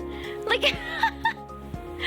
Because Feverish Attempts is like a spicy Perhaps card. This is a trial. I don't have the mood for that right now. My turn. It would be kind of funny though if after all this angst we were like, alright, we need a palate cleanser, and that's some RA team stuff with our other boyfriends. Together. Well Crazy. This game. Stay safe. Don't get distracted. Be ready for its next move. It's your turn. No problem. It is weak. Now's our chance. Threats are only temporary. Melting like snowflakes. Okay, is there one more? Girl be collecting husbands like infinity stones. How many infinity stones are there? 5? There's one more coming, so there's 6 love interests. Why is it not loading? Hello? Yeah, we have one more, or so they say. Like they're predicting there's gonna be one more because right now the love interest selection screen does have one more coming soon. I thought that Caleb would be the last, so I'm interested to see how that works. 6 infinity stones, ayo. What the heck? It's not loading. Hello?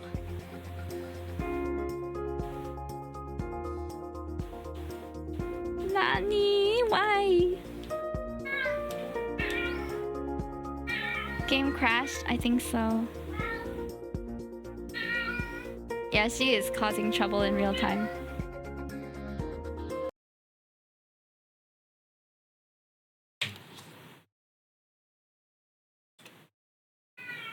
She's yelling.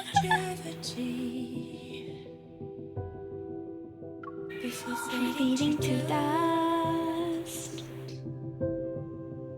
So long for eternal sleep. The unity step by sky. You're here. I was checking out that Swiss cheese plant. Isn't it growing well? I don't know, girl. I'm still low-key traumatized from the main story right now. God of styling. Ooh, do you know him? Love that. Okay, I think this is the last challenge. Should be easy. Come on. We got this. Anyone wants to add me? I think if you want to add me, you can !Hunter ID, and then I can add. I think my friend list still has some We space. don't have much time. Benedict! Eggs Benedict! Benedict, because he was a dick to us. Come at me. Together.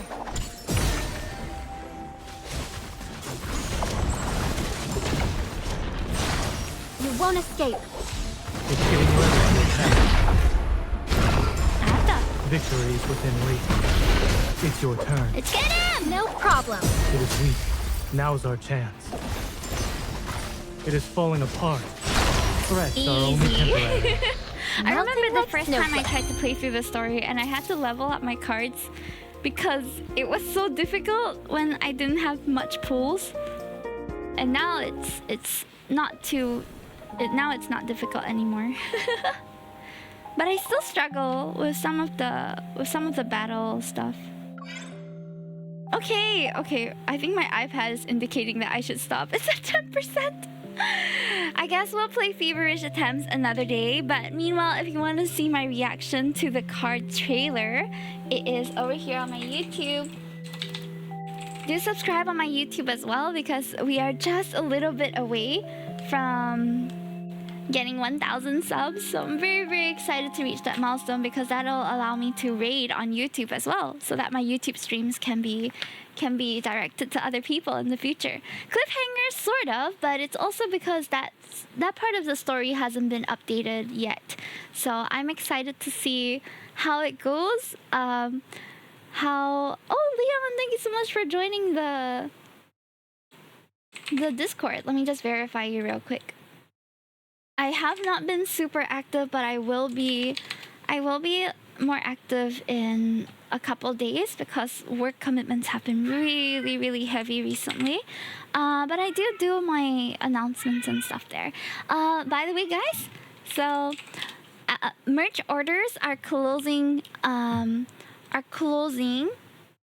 31st. So if you are in Singapore or somewhere in Asia and you would like to order my Uwu Market merch, which was dropped earlier this year, our group order is going to be closing soon. So go and check out the order form and all the details. And if you like what you see over here, do support me. 25% of all revenue goes to me. I'm super excited. I'm getting my bunch of merch soon, and from what I hear, it's very high quality. The material is comfortable and the print is good, so I can't wait to see it for myself. But until then, I unfortunately don't have real life pictures of it. So, but I think a lot of people have vouched for the quality of the stuff here, so I'm excited to see it with my own eyes and wear my own merch. Okay. So that marks the end of today's stream. On Saturday, I'll be streaming again. Tomorrow, no stream because Friday is my family day, where I go back to my mom's place for a nice dinner with Mama Toki and Papa Toki. So on Saturday, I will be streaming at 8 p.m. I'm going to be playing Repo with some of my friends, Lord Devourer and some of his friends. And at 10 p.m., we're going to play a bit more Hollow Knight. So if you are looking forward to watching me struggle with the platformer, then do tune in then. And I look forward to seeing you there. Thank you so much for tuning in and stuff, especially Leon. Welcome in. Thank you, Hime. Thank you, LJ. You're so sweet. I appreciate you so much. Yeah.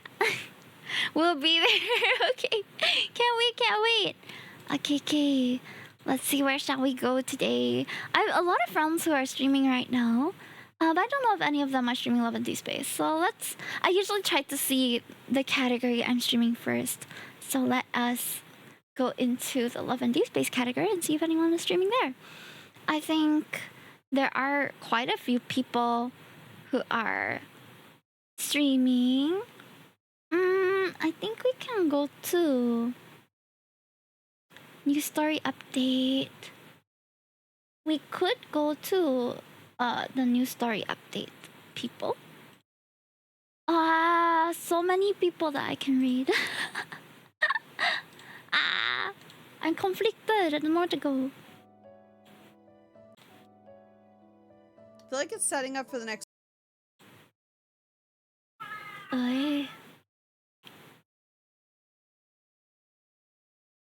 Poki-san. Poki-san so cute. Stinky! My cat is climbing. Shoo! Yes, darling. If you haven't met my cats, you can meet them here. Cats! Exclamation mark cats. Thank you for the stream. No, thank you for being here. Thank you for being here.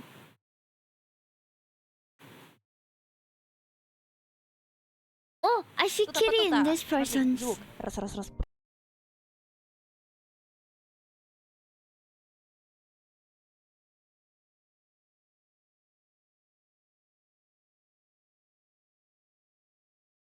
Poki-san.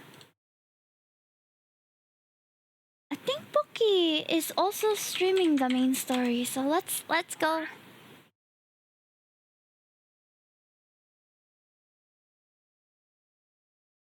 Ata! My kitty is pawing at me.